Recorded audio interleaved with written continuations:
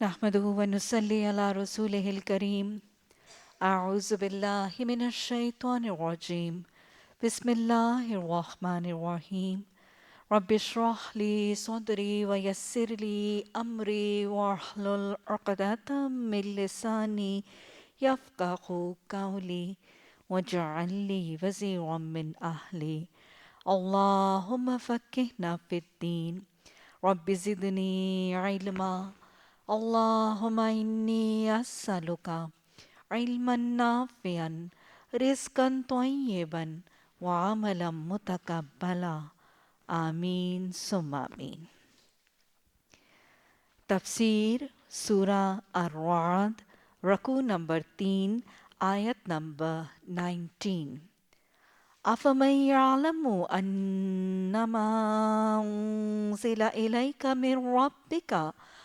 من ربك الحق كمن هو أعمى إنما يتذكر أولو الألباب۔ بھلا یہ کس طرح ممکن ہو سکتا ہے کہ وہ شخص جو اللہ کی اس کتاب کو جو اس نے تم پر نازل کی ہے حق جانتا ہے، اور وہ شخص جو اس حقیقت کی طرف سے اندھا ہے، دونوں برابر اور یکساں ہو جائیں۔ اللہ سبحانہ تعالیٰ نے رکوع کے بالکل آغاز میں سوال کر دیا کہ وہ شخص جو اس قرآن کے نازل کرنے والے رب اور اس محمد صلی اللہ علیہ وسلم جن پر یہ نازل کیا گیا ہے، وہ ان تینوں کی حقانیت کو مانتا ہے، ایمان لاتا ہے، اللہ کے رسول صلی اللہ علیہ وسلم اور اللہ کے کلام کی حقانیت کو مانتا ہے، جانتا ہے، وہ شخص اس شخص کی طرح کیسا ہو سکتا ہے جو ان تمام چیزوں کی حقانیت سے بے بہرا ہے، یا ان کو نہیں مانتا اور ان کے ساتھ اندھا ہونے کا طریقہ اختیار کرتا ہے۔ وہی بات جو اللہ نے قرآن میں ایک اور انداز میں ایک اور پیرائے میں فرمائی، هَلْ يَسْتَوِي الَّذِينَ يَعْلَمُونَ وَالَّذِينَ لَا يَعْلَمُونَ، کیا وہ لوگ جو علم رکھتے ہیں اور وہ جانتے ہیں کیا ان لوگوں کے برابر ہیں؟ اور اللہ قرآن میں بار بار یہ سوال کرتا ہے، کیا اندھا اور آنکھوں والا برابر ہے؟ کیا روشنی اور اندھیرے والا برابر ہے؟ کیا ہدایت اور گمراہ برابر ہیں؟ کیا ایمان لانے والے اور نا ایمان لانے والے برابر ہیں؟ کیا علم رکھنے والے اور نا علم رکھنے والے برابر ہیں؟ تو جب یہ برابر نہیں، یہ سوال کیوں کیا گیا؟ تاکہ ان دونوں کے اختلاف کو محسوس کیا جائے، ان دونوں کے درمیان جو فرق ہے اس کو محسوس کیا جائے، اور یہ جان لیا جائے کہ جب دنیا میں لوگوں کے رویے میں انداز اور سرگرمیوں میں فرق ہے تو ان کی حساب کتاب، ان کے سوال جواب، ان کی سزا جزا اور ان کے انجام میں بھی فرق ہے۔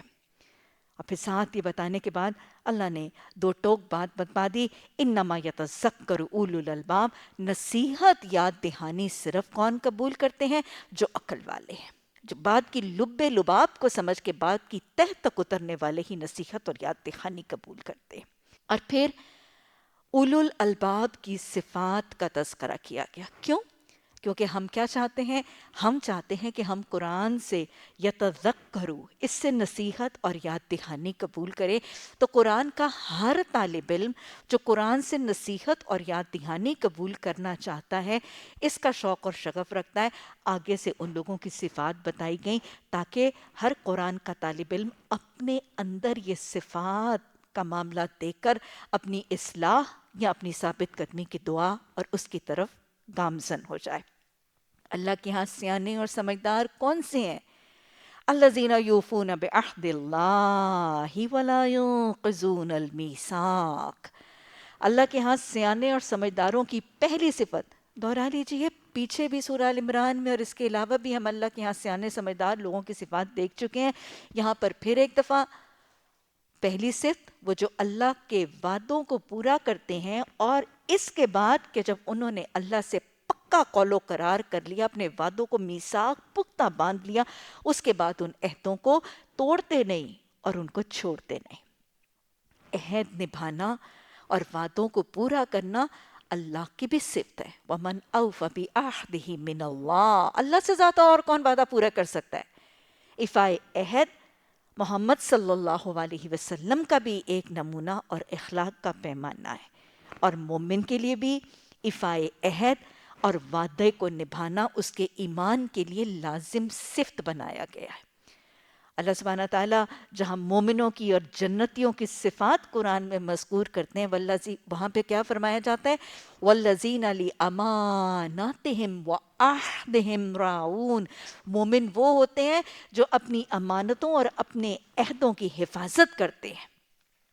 اور حدیث نے بتا دیا کہ جس میں عہد کا پاس نہیں اس میں ایمان نہیں، اس میں دین نہیں، اور جس میں امانت کا پاس نہیں اس میں ایمان نہیں۔ تو گویا امانت اور وعدے کو نبھانا یہ دین اور ایمان کی تکمیل کے لیے ایک لازمی عنصر ہے۔ اور یہاں پر سیانوں اور سمجھداروں کی صفت کیا بتائی جا رہی ہے؟ کہ وہ اللہ کے ساتھ وعدہ پختہ کرنے کے بعد نبھاتے ہیں۔ اللہ کے ساتھ کیے جانے والے پختہ وعدے، ایک تو جو فطری طور پر انسان کے مزاج میں وہ وعدہ الہام کر کے ڈال دیا گیا ہے، وہ وعدہ الست ہے۔ الست بربکم، کیا میں تمہارا رب نہیں ہوں؟ قالوا بلا، قرآن میں اس کا تذکرہ ہے۔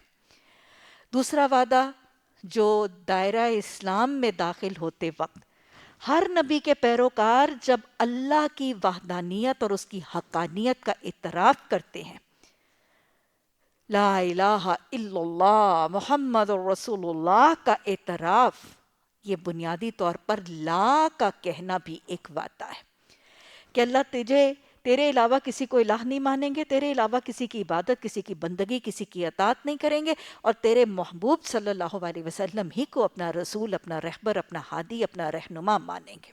یہ وعدہ ہے۔ کلمہ طیبہ وہ 7 حرفی کلمہ جو دنیا اور آخرت کے اندر ایک ہلچل پیدا کر دیتا ہے، دونوں کی کیفیتیں بدل کے رکھ دیتا ہے۔ یہ 7 حرفی کلمہ بنیادی طور پر ایک دائرہ اسلام میں داخل ہونے والے کا پہلا اللہ سے وعدہ ہے، اور پھر اس کو بار بار دہرانا اور اس کو ذکر کی شکل میں جاری رکھنا، یہ اس کو پختہ کرنے کا طریقہ ہے۔ کلمہ پڑھنے کے بعد جب ایک دائرہ اسلام میں داخل ہونے والا نماز پڑھتا ہے جو اس کا پہلا رکن ہے دین کا، اور وہ ہاتھ باندھ کے اپنے قیام میں سورہ فاتحہ میں ایاک نعبد، اللہ صرف تیری عبادت کریں گے، تو یہ بھی ایک وعدہ ہے۔ اور پھر ہر رکعت کے آغاز میں اس کو بار بار دہرایا جاتا ہے، تو ینقضون المیثاق، وہ اس کو پختہ کیا جاتا ہے، بار بار اس کے اوپر پختگی کی سٹیمپ لگائی جاتی ہے۔ ایاک نستعین بھی اللہ کا وعدہ ہے، اور بار بار ایاک نستعین کا اقرار بھی گویا ینقضون المیثاق ہے۔ نماز کے تشہد میں بیٹھ کے یا ویسے چلتے پھرتے اشہد ان لا الہ الا اللہ کبرارو ہو کے تشہد کی انگلی کو آسمان کی طرف اٹھا کے اس بات کی گواہی کا وعدہ کرنا کہ میں تیرے دین اور تیرے اللہ تیری اور تیری ذات کی اور تیرے رسول صلی اللہ علیہ وسلم کی گواہی دینے والی بن جاؤں گی، یہ بات ہے، یہ قول و قرار ہے۔ تو لہٰذا سیانے سمجھداروں کا طریقہ یہ ہے کہ جب اللہ سے وعدہ کرتے ہیں تو اس کو پورا کرتے ہیں، اس کو وفا کرتے ہیں، اس کو نبھاتے ہیں، اس کو تکمیل تک پہنچاتے ہیں، اس کو توڑتے نہیں ہیں۔ افراد یا قومیں وعدہ نبھانے والی، وفا کرنے والی سیانی ہیں۔ بحیثیت قوم بھی بسا اوقات کچھ قومیں اللہ سے وعدہ کرتی ہیں۔ میرے اور آپ کے اسلاف نے، میرے اور آپ کے آباء و اجداد نے اللہ سے ایک وعدہ کیا، اور اس وعدے کی برکت اور اس کے فیوز کے بدلے میرے رب نے میری قوم کو ایک خطہ دیا۔ وہ وعدہ میرے اور آپ کے اسلاف کا نبھانا میرا اور آپ کا فرض ہے۔ یوفون بعہد اللہ کا تقاضا ہے۔ وہ جو اسلاف نے وعدہ کیا تھا، پاکستان کا مطلب کیا؟ لا الہ الا اللہ۔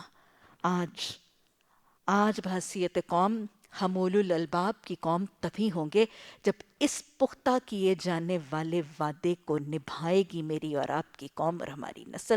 اللہ ہمیں اس وعدے کو نبھانے اور اس پکے عہد کو پورا کرنے کی توفیق عطا فرمائے۔ سمجھداروں اور سیانوں کی اگلی صفت کیا ہے؟ وَالَّذِينَ يَصِلُونَ مَا أَمَرَ اللَّهُ بِهِ أَن يُوصَلَ، کہ وہ چیز جس کو اللہ نے جوڑنے کا حکم دیا ہے اس کو جوڑتے ہیں۔ اللہ نے کس چیز کو جوڑنے کا حکم دیا؟ حدیث مبارکہ کے الفاظ کہ اللہ سبحانہ تعالیٰ نے جب رحم مادر کو تخلیق کیا تھا تو رحم مادر کو اپنے ہاتھ میں لے کر اس سے مخاطب ہو کر فرمایا تھا، رحم رحمان سے مشتق ہے۔ مشتق کا مطلب جڑی ہوئی ہے۔ رحم رحمان سے مشتق ہے، جو اس کو جوڑے گا میں اسے جوڑوں گا، اور جو اس کو کاٹے گا میں اسے کاٹوں گا۔ فمن وصلک وصلتہ فمن قطعک قطعتہ، جو تجھے کاٹے گا میں اسے کاٹوں گا، جو تجھے جوڑے گا میں اسے جوڑوں گا۔ تو اللہ نے کس کو جوڑنے کا حکم دیا ہے؟ رحم کے رشتوں کو جوڑنے کا، خون کے رشتوں کا، بلڈ ریلیشنز کو، ریلیشنز آف کن کو، ماں کے پیٹ کے رشتوں کو جوڑنے کا حکم دیا ہے۔ تو سیانے اور سمجھدار کون سے ہیں؟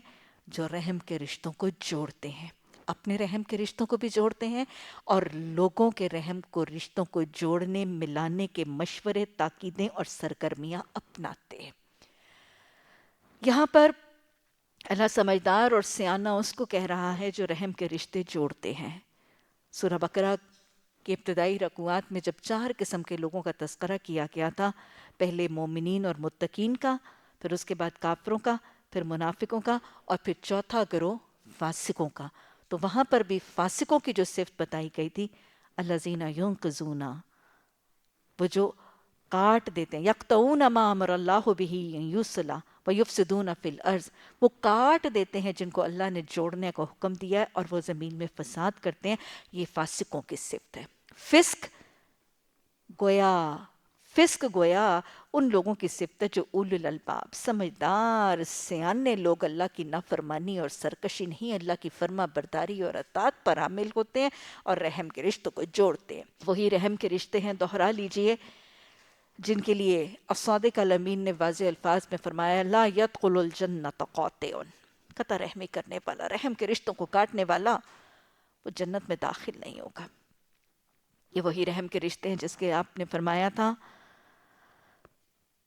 کہ کسی مومن کے لیے جائز نہیں کہ 3 دن اور 3 رات سے زیادہ اپنے کسی رحم کے رشتے کو خفا کرے، روٹھے، ناراض کرے۔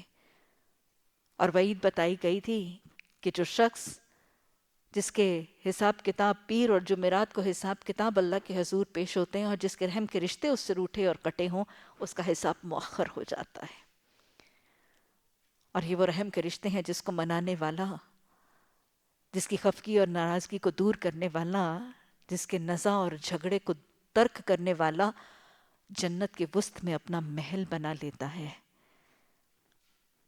اور یہ وہ رحم کا رشتہ ہے جس کو جوڑنا عقل مندی اور سمجھداری کا تقاضا ہے، کہ جس کے حدیث میں آپ صلی اللہ علیہ وسلم نے فرمایا کہ جو شخص چاہتا ہے کہ اس کے مال میں برکت اور اس کے رزق میں فراخی ہو، اس سے چاہیے کہ وہ صلہ رحمی کرے۔ تو یہ ساری برکتیں، یہ سارے فیوز سمیٹنے اور ان ساری سزاؤں اور ان ساری وعیدوں سے بچنے کا طریقہ اختیار کرنے والا گویا سمجھدار ہے، سیانہ ہے۔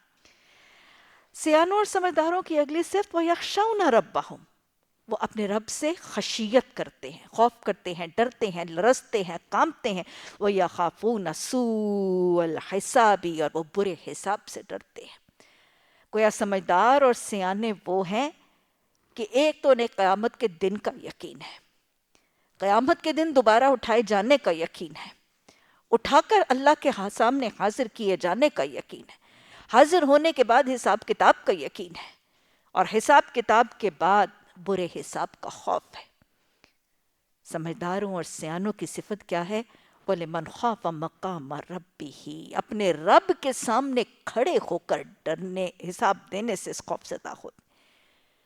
اسی لیے تو ہے کہ جو دنیا میں خوف زدہ ہو کر گزارے گا زندگی، اللہ پھر آخرت میں اس کو بے خوف کرے گا۔ جو دنیا میں اتنا سمجھدار تھا، اولو الالباب تھا، ڈر ڈر کے زندگی گزارتا تھا، خوف زدہ ہو کے زندگی گزارتا تھا، خوف زدہ ہو کے تنہائی میں اپنا محاسبہ کر کر کے روتا تھا، دنیا میں اتنی سمجھ اور شعور کے ساتھ زندگی گزارتا تھا، اللہ قیامت کے دن اسے بے خوف کرے گا۔ اور جو دنیا میں اتنا احمق تھا، جو دنیا میں اتنا بے وقوف تھا کہ بے خوف ہو کے زندگی گزارتا تھا، اس کا دیا کھاتا تھا، اس کا دیا پہنتا تھا، اس کا دیا اوڑھتا تھا، اس کی دی ہوئی نعمتوں سے سرور اور کیف پاتا تھا، لیکن اسی سے خوف زدہ نہیں ہوتا تھا، اسی کے حساب سے بے خوف ہو کے زندگی گزارتا تھا، پھر قیامت کے دن اللہ اسے خوف زدہ کریں گے۔ اللہم لا تجعلنا منہم۔ سیانوں اور سمجھداروں کی اگلی صفت والذین صبروا، وہ لوگ جو صبر کرتے ہیں۔ کیوں کرتے ہیں؟ ابتغاء وجہ ربہم، اپنے رب کی رضا کے لیے۔ جب وہ قرآن کو مان لیتے ہیں، جان لیتے ہیں، قرآن، اللہ اور اللہ کے رسول صلی اللہ علیہ وسلم کی ذات کو، اس کی حقانیت کو پہچان لیتے ہیں، تو پھر سمجھ کا تقاضا کیا ہے؟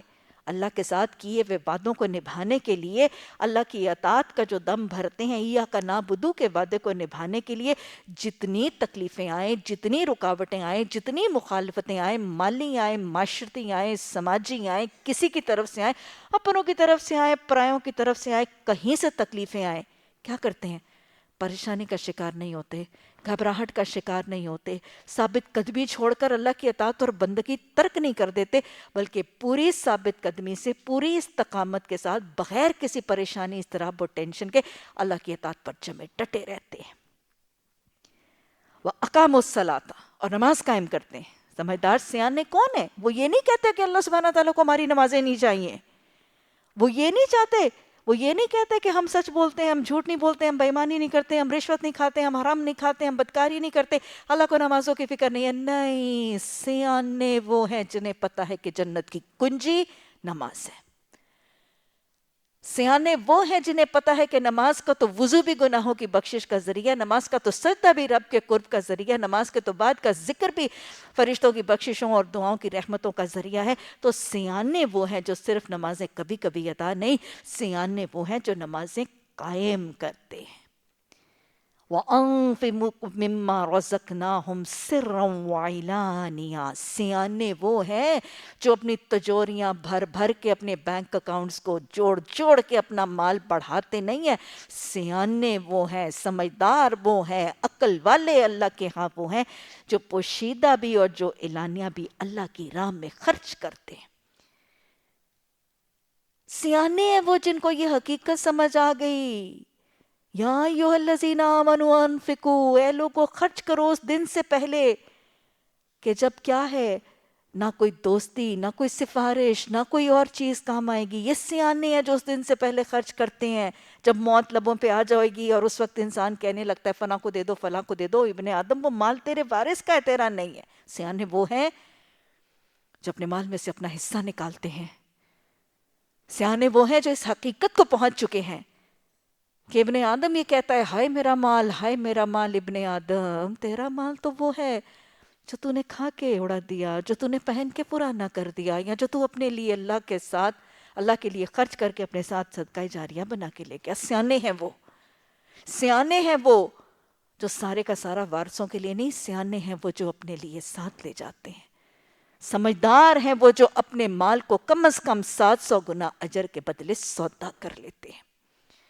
سمجھدار ہیں وہ جو اپنی دنیا کی زندگی میں اس عارضی زندگی میں اس ابدی زندگی کی فلاح کے نسخے کے لیے مال خرچ کر لیتے ہیں۔ اور سیانے وہ ہیں جب ابھی زندہ ہیں، حیات ہے، مہلت عمل ہے، ہاتھ پاؤں ہلتے ہیں، کسب کرتے ہیں، کماتے ہیں، تو اس وقت موت کے وقت کے لیے صدقہ جاریہ کا اہتمام کرتے ہیں۔ یہ ہے عقل کا پیمانہ۔ اقاموا الصلاۃ وانفقوا مما رزقناہم، کبھی اعلانیہ دیتے ہیں، کبھی چھپا کر دیتے ہیں۔ اور سیانوں کی صفت وَيَدْرَعُونَ بِالْحَسَنَةِ السَّيِّئَاتِ، اور برائیوں کو بھلائیوں سے دور کرتے ہیں۔ ان کے ساتھ کوئی برائی کرتا ہے، کوئی زیادتی کرتا ہے، کوئی حق تلفی کرتا ہے، کوئی بد اخلاقی، کوئی بدتمیزی، کوئی ظلم کرتا ہے، وہ بھلائی کے ساتھ اس کو دور کرتے ہیں۔ یہ سمجھدار ہیں۔ میرا معاشرہ ایسے کو سیانہ نہیں کہتا۔ میرے معاشرے میں تو سیانہ کس کو کہتے ہیں؟ جو پتھر کا جواب اینٹ سے دیتا ہے، جو ایک کے بجائے 10 سناتا ہے۔ آج سمجھدار اور سیانہ اسی کو کہتے ہیں جو بڑا وٹی ہے، جو بڑا حاضر جواب ہے۔ ایک تانے کے بجائے 10 تانے دے کر اپنے کلیجے کو ٹھنڈا کرنے والے کو سمجھدار اور سیانہ کہا جاتا ہے۔ آج معاشرہ کہتا ہے کہ کسی کو معاف کرو گے تو وہ تمہارے سر کے اوپر چڑھ کے ناچے گا۔ ایسا تصور اور ایسا رویہ رکھنے والے کو سیانہ کہا جاتا ہے۔ معاف کرنے والے کو تو بے وقوف، بدھو، مغفل، سیدھا سادہ، نان ایزیومنگ، انڈر کانفیڈنٹ، کمپلیکسڈ کہہ کر اس کا مذاق اڑا دیا جاتا ہے۔ نہیں، اللہ کے ہاں سیانہ کون ہے؟ عارضاً الجاہلین، جاہلوں سے اعراض کرنے والا، فاعفو واصفحو، معاف کر دو، درگزر کر دو، معاف اور درگزر کرنے والا، لوگوں کی عیبوں پر پردہ ڈالنے والا۔ اللہ کے ہاں سیانہ وہ ہے جو نبی صلی اللہ علیہ وسلم نے حدیث مبارکہ میں فرمایا، تم اپنے طرز عمل کو لوگوں کے طرز عمل کے تابع نہ کر لو، تم اپنے طرز عمل کو لوگوں کے طرز عمل کے تابع نہ کر لو. یہ کہنا غلط ہے کہ اگر لوگ بھلائی کریں گے تو ہم بھلائی کریں گے. یہ کہنا حدیث نے واضح طور پر فرما دیا کہ یہ کہنا غلط ہے کہ اگر لوگ بھلائی کریں گے تو ہم بھلائی کریں گے، اور اگر لوگ ظلم کریں گے تو ہم بھی ظلم کریں گے. تم اپنے نفس کو ایک قاعدے کا پابند بناؤ. اگر لوگ نیکی کریں تو تم بھی نیکی کرو، اور اگر لوگ تم سے بدسلوکی کریں تو تم ظلم نہ کرو. یہ ہے وہ طریقہ، یہ ہے وہ سیانے، یہ ہے وہ سمجھدار. ایک اور حدیث میں آپ صلی اللہ علیہ وسلم نے فرمایا مجھے 9 باتوں کا حکم دیا گیا ہے، اور اس حدیث میں ان میں سے آپ نے 4 کا تذکرہ فرمایا. آپ صلی اللہ علیہ وسلم نے فرمایا میں کسی سے خوش ہوں یا ناراض ہوں ہر حال میں انصاف کی بات کہوں. اللہ ہمیں اس کی توفیق عطا فرمائے. اللہ نے عدل کے حوالے سے فرمایا نا اعدلوا هو اقرب للتقوی، عدل کرو یہ تقوی کے زیادہ قریب ہے. پہلی بات، میں کسی سے خوش ہوں یا ناراض ہوں میں عدل کی بات، انصاف کی بات کہوں. جو میرا حق مارے میں اس کا حق ادا کروں، جو مجھے محروم کرے میں اسے عطا کروں، اور جو مجھ پر ظلم کرے میں اسے معاف کر دوں. کوئی حدیث ایک اور جگہ اس سے ملتی جلتی ہے. آپ صلی اللہ علیہ وسلم نے فرمایا مجھے حکم ہے کہ جو مجھ سے کٹے میں اس سے جڑوں، جو مجھے ظلم کرے میں اسے معاف کروں، اور جو مجھے نہ دے میں اسے دوں. یہ صلہ رحمی کا طریقہ ہے، یہ صلہ رحمی کا طریقہ ہے، اور یہ برائیوں کو بھلائیوں سے دور کرنے کا طریقہ ہے. ہم نبی صلی اللہ علیہ وسلم کی حیات طیبہ کے واقعات اور صحابہ اور صحابیات کے قصے پڑھ رہے ہیں. آپ نے دیکھا کہ نبی صلی اللہ علیہ وسلم کے 2 اتنے بڑے ساتھی، جیسے قرآن میں اللہ فرماتے ہیں نا کہ مومنوں کی صفت کیا ہے کہ وہ برائیوں کو بھلائیوں سے دور کرتے ہیں.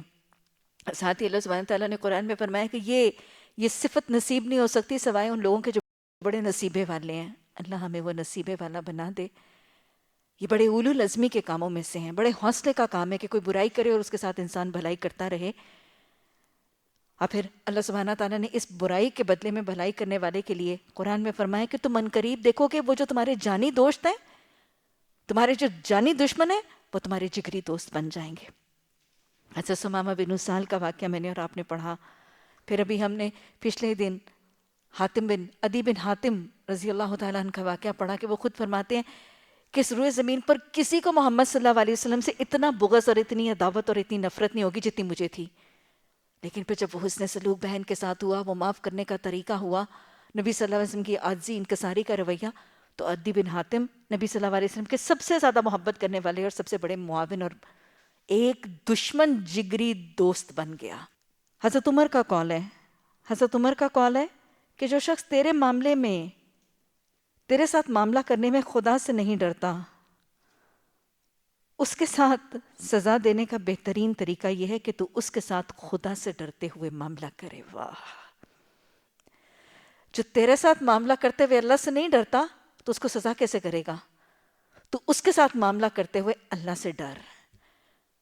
یاد رکھ لیجئے گا کہ برائیوں کو بھلائیوں سے دور کرنا مشکل تو ہے، لیکن یہ اللہ پر توکل کرنے والے کا انداز ضرور ہے. نبی صلی اللہ علیہ وسلم نے تو حیات طیبہ میں کبھی کسی ذاتی معاملے پر انتقام نہیں لیا، اپنے دشمنوں سے ذاتی انتقام کبھی نہیں لیا. ایک شخص تھا رسول اللہ صلی اللہ علیہ وسلم کی ذات اقدس میں ہجویہ شاعری، آپ کی گستاخی کرتا تھا، قیدیوں کی شکل میں آیا. حضرت عمر رضی اللہ تعالیٰ نے فرمایا یا رسول اللہ صلی اللہ علیہ وسلم مجھے حکم دیں، اور کچھ روایت میں آتا ہے کہ فرمایا کہ مجھے اجازت دے میں اس کے دانت توڑ دوں. آپ نے فرمایا عمر مجھے اس بات کا خوف ہے کہ اگر میں اس کے دانت توڑواؤں گا تو اللہ میرے دانت توڑوا دے گا. تو آپ نے ذاتی انتقام نہیں لیا. وہ طائف کے پتھر برسانے والوں پر بھی آپ نے ان کے لیے بخشش کی دعا کی تھی. یہ برائیوں کو بھلائیوں سے دور کرنا انہی کا طریقہ ہوتا ہے جن کو اللہ عادل پر توکل اور یقین ہے، جو اللہ کو اپنا ولی، اللہ کو اپنا وکیل اور اللہ کو اپنا کارساز سمجھتے ہیں، اور جن کو پتہ ہے کہ وہ سمیع ہے، جن کو پتہ ہے کہ وہ بصیر ہے، جن کو پتہ ہے کہ وہ خبیر ہے، اور جن کو پتہ ہے کہ وہ مالک یوم الدین ہے. ان کے لیے یہ کام مشکل نہیں. کیوں؟ کیونکہ ایک شخص سے انتقام انسان خود لے تو زیادہ اچھا لے سکتا ہے، یا اس کا انتقام وہ مالک الملک مالک یوم الدین لے تو زیادہ اچھا لے سکتا ہے؟ اور پھر ایک شخص انتقام دنیا کی عارضی زندگی میں لے تو زیادہ اچھا لے سکتا ہے، یا ایک شخص سے اس کا انتقام اور بدلہ اس کی ابدی زندگی میں ملے تو زیادہ بہتر ہے؟ جس کو آخرت کے دن کا یقین ہے، جس کو آخرت کے دن پر ایمان ہے، اور اللہ کے عدل اور اللہ کی صفات کاملہ کا پہچان ہے، اس کے لیے یہ کام کرنا مشکل نہیں۔ جس کو یقین ہے کہ کچھ لوگوں نے امت کے مسکین بننا ہی بننا ہے، کون ہوگا امت کا مسکین؟ حدیث بتاتی ہے نا کہ ایک شخص ایسا ہوگا جس نے بہت سی نماز، بہت سی نیکیاں، بہت کچھ اچھی بھلائیاں کی ہوں گی، لیکن اس نے کسی کا حق مارا ہوگا، کسی پر ظلم کیا ہوگا، کسی پر زیادتی کی ہوگی، کسی کے ساتھ بد کلامی، بد زبانی، گالی گلوچ کیا ہوگا۔ اس کی نیکیاں مظلوم کے پلڑے میں ڈالی جائیں گی، اور جب اس کی نیکیاں ختم ہوگی تو اس مظلوم کے گناہ اس کے پلڑے میں ڈال دیے جائیں گے۔ اب دیکھیں کہ انتقام لینے کا کیا یہ بہتر طریقہ ہے کہ اپنے ہاتھ سے اور اپنی طاقت اور اپنی قوت سے اس عارضی زندگی میں چھوٹا سا انتقام لے کر اس کو تکلیف دی جائے، یا ظالم کو قیامت کے دن اس رب کے کٹہرے میں کھڑا کر کے اس سے اس کی نیکیاں یا اپنے گناہ اس کو منتقل کیے جائیں؟ امام کے ساتھ کسی نے بدخلقی کی تھی، امام ابو حنیفہ کے ساتھ کسی نے بد اخلاقی، بد زبانی کی، تو اگلے دن کتاب کا تحفہ لے کر چلے گئے تھے۔ کیوں لے کر گئے تھے؟ وہ حیران ہو گیا تھا۔ بالکل یہی تشریح ہے ان ساری چیزوں کی۔ وہ حیران ہو گیا تھا کہ کل میں آپ کے ساتھ بد کلامی کر کے آیا ہوں اور آج آپ مجھے کتاب کا تحفہ دینے آ گئے ہیں۔ تو امام نے کیا فرمایا تھا کہ یہ کتاب کا تحفہ میں تجھے ان نیکیوں کے بدلے دے رہا ہوں جو تو نے کل بد کلامی کر کے میرے پلڑے میں ڈالی تھی۔ یہ وہی کر سکتا ہے جس کو اللہ کی پہچان ہے، اللہ کی ذات، اس کی صفات، اس کی اختیارات کی پہچان ہے، اس کی ملاقات کا یقین ہے، برے حساب کا یقین ہے، اور اس کا خوف بھی ہے، اور پھر اللہ کے عدل پر یقین اور اعتبار بھی ہے۔ تو اللہ نے فرمایا کہ اچھے لوگ وہ ہیں، سیانے وہ لوگ ہیں جو ٹٹ فار ٹیٹ، عدلے کا بدلہ نہیں دیتے۔ کیا کرتے ہیں؟ برائیوں کو بھلائیوں سے دور کرنے کی کوشش کرتے ہیں۔ اچھا، سم اپ کر لیجئے اولو الالباب کی صفات۔ یہاں پر آج کے اس رکوع میں اولو الالباب کی پہلی صفت کہ اللہ کے ساتھ کیے ہوئے وعدے نبھاتے ہیں اور ان کو پکا کرنے کے بعد توڑتے نہیں۔ رحم کے رشتوں کو جن کو اللہ نے جوڑنے کا حکم دیا ہے، ان کو جوڑتے ہیں۔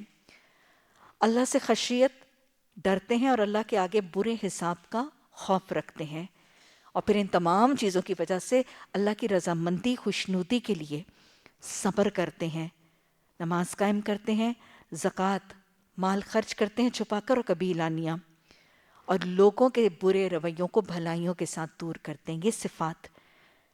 یہ صفات بتانے والوں کے سیانے سمجھداروں کو ملے گا کیا؟ وہ جو لوگوں کی برائیوں کو بھلائیوں سے دور کرتے ہیں، وہ جو صبر کرتے ہیں، اور وہ جو اپنا سارا مال اللہ کے خیر میں خرچ کر دیتے ہیں، ان کا تو دنیا میں کچھ بھی نہیں رہے گا۔ نہیں، ان کو ملے گا کیا؟ جنات عدن، باغات ہمیشگی کے۔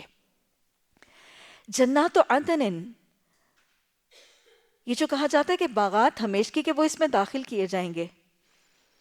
اول تو جب باغات میں جاتے ہیں تو سٹے بہت چھوٹا ہوتا ہے، تھوڑی دیر جاتے ہیں پکنک میں، کسی ایسی جگہ پہ، ہل ریزورٹ میں، اور تھوڑی دیر قیام کے بعد واپس۔ نہیں، جنات عدن یدخلونہا، ہمیشہ رہیں گے اس میں۔ اور پھر ویسے بھی دیکھیں کہ دنیا کے زمین کے باغ چاہے کتنے بھی بہترین کیوں نہ ہو، بہترین لینڈسکیپنگ، بہترین، ان پہ خزاں ضرور آتی ہے۔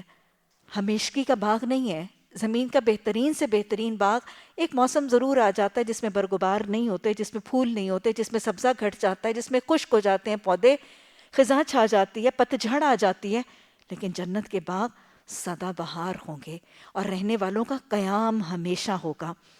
وہ ان ہمیشگی کے باغات، اور پھر ان کی زندگی بھی تو ہمیشہ ہوگی۔ جیسے میں نے آپ کو اس دن بتایا تھا، خالدین فیہا کا تصور کیا ہے؟ موت کو مینڈے کی شکل میں لا کے ذبح کر کے جاؤ، تم اب ہمیشہ زندہ رہوگے، تمہیں کبھی موت نہیں آئے گی۔ عدن کا تصور، ہمیشگی کا تصور، اور پھر فرشتوں کا کہہ دیا جانا کہ تم اب ہمیشہ جوان رہو گے، تم پر کبھی بڑھاپا نہیں آئے گا، تم ہمیشہ صحت مند رہو گے، تم پر کبھی بیماری نہیں آئے گی، تم ہمیشہ قیام کرو گے، تمہیں کبھی کچھ کو نہیں کہا جائے گا، اور تم ہمیشہ زندہ رہو گے، تمہیں کبھی موت نہیں آئے گی۔ تو یہ ہے، ایسے باغوں میں داخل ہوں گے جو ہمیشہ باغ باغ ہی رہیں گے، پھلوں کے گچھے چھکتے ہی رہیں گے، اس کے سونے کے تنے اور اس کے سونے کے پتے اور اس کی لال سرخ سونے کی جڑیں ہمیشہ سدا بہار باغ ہوں گے، اور قیام بھی ہمیشہ ہوگا اور زندگی بھی ہمیشگی کی ہوگی۔ پھر باغ میں اکیلے گھومنے کا مزہ آتا ہے؟ نہیں نا۔ اور سب سے زیادہ کمپنی کس میں ہوتی ہے؟ باغ۔ وَمَنْ صَلَحَ مِنْ آبَائِهِمْ وَأَزْوَاجِهِمْ وَذُرِّيَّتِهِمْ۔ اللہ اکبر۔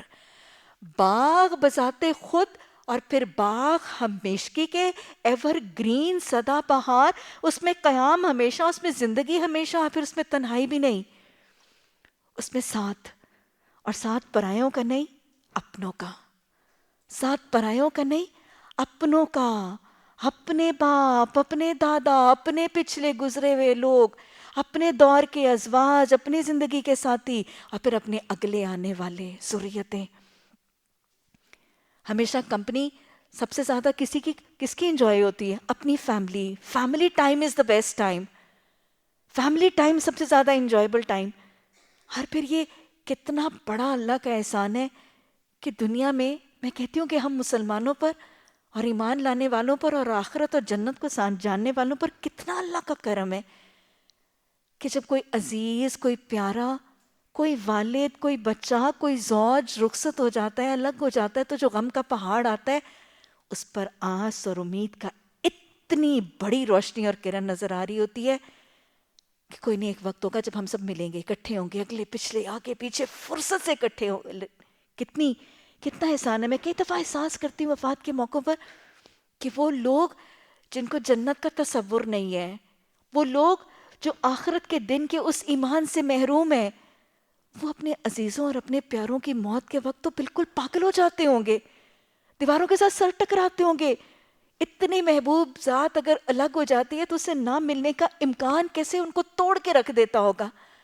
لیکن میرے رب کا احسان ہے کہ اس نے ہمیں اتنا خوبصورت ایمان اور عقائد دے دیے کہ اس غم کی حالت میں پھر اکٹھے ہونے کی ایک خواہش دعاؤں کی طرف لے آتی ہے فوج شدگان کے لیے، اور اپنے آپ کو عمل کی طرف مائل کر دیتی ہے۔ یہ میرا دین ہے جو امید دلاتا ہے۔ مایوسی، ڈپریشنز، انگزائٹیز، غم کبھی آنے نہیں دیتا۔ یہ رب ہے، اور اس رب کی میرے اور آپ سے محبت ہے اس دین کے توسط سے، اور اللہ سب کو جمع کر دے گا، پچھلوں کو بھی۔ آبائہم سے مراد پچھلے ہیں، ازواجہم سے اپنے اثر اور اپنے دور کے لوگ، اپنی عمر کے لوگ، اور ذریاتہم سے اگلے۔ لیکن یاد رکھیے گا، سارے اگلے پچھلے اور ازواج نہیں، وَمَنْ صَلَحَ، ان میں سے جو نیک ہوں گے، ان میں سے جو صالح ہوں گے، وہ جمع ہوں گے۔ اسی لیے قرآن نے تقاضا کیا ہے کہ جنت میں جانے کا حرص کرتے ہو، جنت میں جانے کی کوشش، صحیح ایفرٹ کرتے ہو، بھاگ دوڑ کرتے ہو، تو اکیلے اپنے لیے نہیں کرو۔ کیا کرو؟ قُوْ أَنفُسَكُمْ وَأَهْلِيكُمْ نَارًا، خود بھی کرو اور اپنے اہل و عیال کو، اپنے اگلوں پچھلوں کو بھی جنت میں اپنے ساتھ لے جانے کا، تاکہ تم اس آیت کے مصداق کے اوپر گزرو۔ کسی باغ میں، کسی ہمیشگی کے محل میں، ان محفلوں کے اندر لطف کب ہوگا؟ جب سب اکٹھے ہوں گے، جب سب اگلے پچھلے جمع ہوں گے۔ کسی ایک فیملی ٹائم پہ، کسی ایک شادی کے موقع پر ایک بھائی بہن کوئی ملک سے باہر ہوتا ہے اور وقت پہ نہیں آ سکتا، کیا کیفیت ہوتی ہے؟ اور لوگ آگے کرتے جاتے ہیں، پوسٹ پون کرتے رہتے ہیں خوشیوں کے موقع کو، بھائی نہیں آ سکتا، کیسے ہو سکتی ہے شادی، ہے نا؟ کیونکہ ہمارا دل ہوتا ہے کہ خوشی کے موقع پہ ہم سب اکٹھے ہوں۔ تو وہ جنت سے زیادہ تو کوئی خوشی کی جگہ نہیں ہوگی۔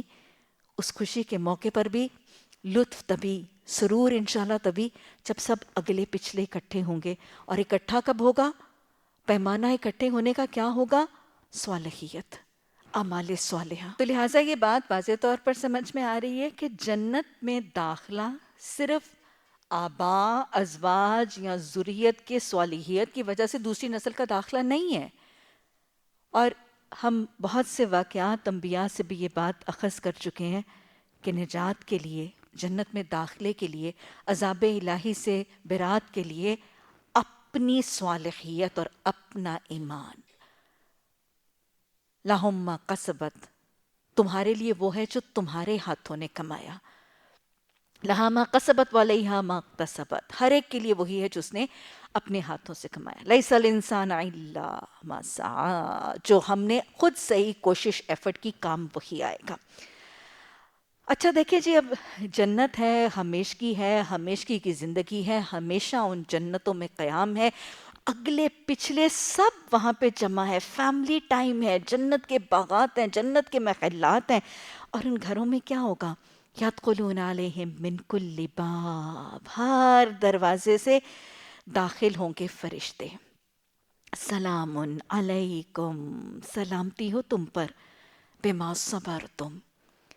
ایسے لگتا ہے میں قرآن کی آیت پڑھتی ہوں تو ایسے لگتا ہے کہ انشاءاللہ اللہ ہمیں ان کا حریص بھی بنا دے، اور سب سے بڑھ کے اللہ ہمیں ان کا حقدار بنا دے کہ انشاءاللہ سیانے اور سمجھداروں کے پیمانے پر پورے ہونے کے بعد جب اللہ کے برے حساب سے ڈرتے ہوئے اللہ کے حضور حاضر ہوں گے اور ہمیں جنت کا پروانہ دیا جائے گا، اور میں آپ انشاءاللہ اپنے اپنے جنت کے محلات میں ہوں گے، پچھلے آباء و اجداد بھی ہوں گے. جنت کا ایک نیا گھر ہوگا، ہمیشگی کا گھر ہوگا، پچھلے آباء و اجداد بھی ہوں گے، ازواج بھی ہوں گے، اگلی نسلیں بھی ہوں گی. ایک بہترین میرا اور آپ کا فیملی ٹائم ہوگا، نیا جنت کا محل، فیملی ٹائم. تو اس گھر میں ہر دروازے سے فرشتے داخل ہوں گے، اور وہ فرشتے داخل ہو کر کیا کہیں گے؟ سلام علیکم. سلام، سلام میرے اور آپ کے لیے جو فرض کیا گیا ہے، یہ تو صرف اس دنیا میں نہیں، اس دنیا کے بعد بھی جاری رہے گا. سلام شاعر اللہ، اسلام کی پہچان اور علامتوں میں سے ایک ہے، لیکن صرف انسان ہی نہیں، وہ تو فرشتے، اور فرشتے جنت والوں پہ بھی سلامتی کریں گے. فرشتے ہر دروازے سے داخل ہوں گے. تصور کریں کہ خوبصورت سا محل ہے، میں اور آپ اپنے اس نئے جنت کے گھر میں موو ان کیے ہیں، اور جیسے یہاں پہ گھر میں موو ان کرتے ہیں اور ایک دم سے ہاؤس وارمنگ ہوتی ہے اور سارے لوگ مبارک دینے کے لیے آتے ہیں اور نیا گھر دیکھ کر خوشی دینے کے لیے وہ سب جمع ہیں، اور فرشتے بھی دروازوں میں سے آ رہے ہیں. السلام علیکم، کیوں ملا تمہیں گھر؟ یہ گھر تمہیں کیوں ملا؟ بما صبرتم، تمہارے صبر کی وجہ سے. جنت کے گھر کے داخلے کی وجہ فرشتے کیا بتائیں گے؟ فرشتے جنت کے گھر کے داخلے کی پہلی وجہ صبر بتائیں گے.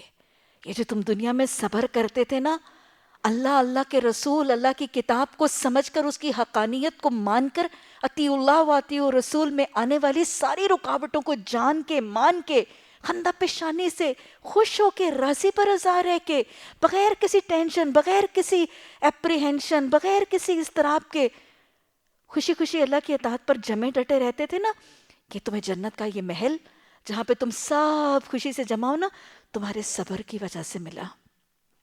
اللہم اجعلنی صبورا واجعلنی شکور. اللہ صبر کی توفیق عطا فرما.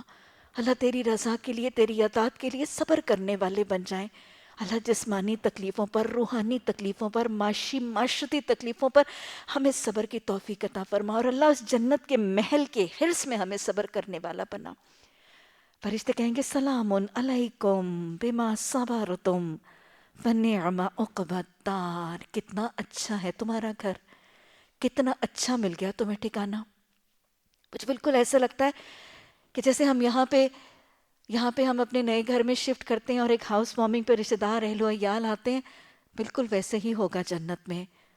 اور پھر جنت کا گھر تو وہ گھر ہے نا جس کی ایک اینٹ سونے کی اور ایک اینٹ چاندی کی، اور پھر وہاں پہ خوشبوئیں ہوں گی، اور وہاں پہ اتنا خوبصورت وہ انوائرمنٹ. اور فرشتے آ کر، جیسے یہاں پہ بھی کوئی ہمارا گھر ہوتا ہے تو خواتین آتی ہیں اور رشتہ دار کہتی ہیں کتنا اچھا گھر ہے تمہارا، کتنا اچھا فرنش کیا تم نے، یہ کارنر تو تم نے بہت ہی اچھا سا بنایا ہے، اور اس کی کلر کمبینیشن. تو بس وہ ہمارے محل میں انشاءاللہ فرشتے آئیں گے اور کہیں گے فَنِعْمَ عُقْبَى الدَّارِ، بہت اچھا ہے تمہارا گھر.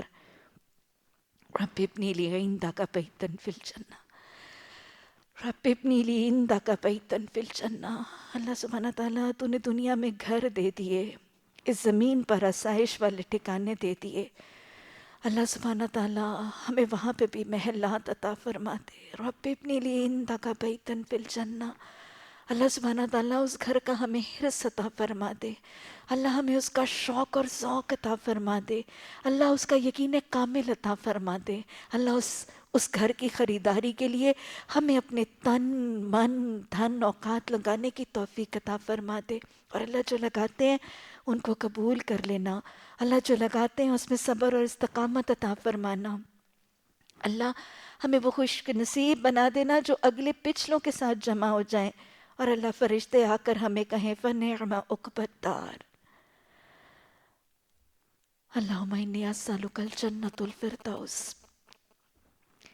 والذین ينقضون عہد اللہ من بعد میثاقہ۔ دو تذکرہ، دو گروپس کا تذکرہ، جنت کے تذکرے کے ساتھ ہمیشہ جہنم کا تذکرہ، جنتیوں کے ساتھ ہمیشہ جہنمیوں کا تذکرہ، کیونکہ دین خوف اور امید کے درمیان چلتا ہے۔ اور وہ لوگ جو اپنے وعدوں کو توڑ دیتے ہیں ان کے پختہ کرنے کے بعد، سیانے تو وہ تھے، پچھلا گروپ کس کا گروپ تھا؟ ہم نے دیکھا وہ گروپ سیانے سمجھدار عقل مند لوگ، یہ بے وقوف احمقوں کا گروہ، وہ اللہ کے ساتھ عہد کرنے کے بعد توڑ دیتے ہیں، اور کیا کرتے ہیں؟ جن چیزوں کو اللہ نے جوڑنے کا حکم دیا ہے ان کو کاٹ دیتے ہیں اور زمین میں فساد کرتے ہیں۔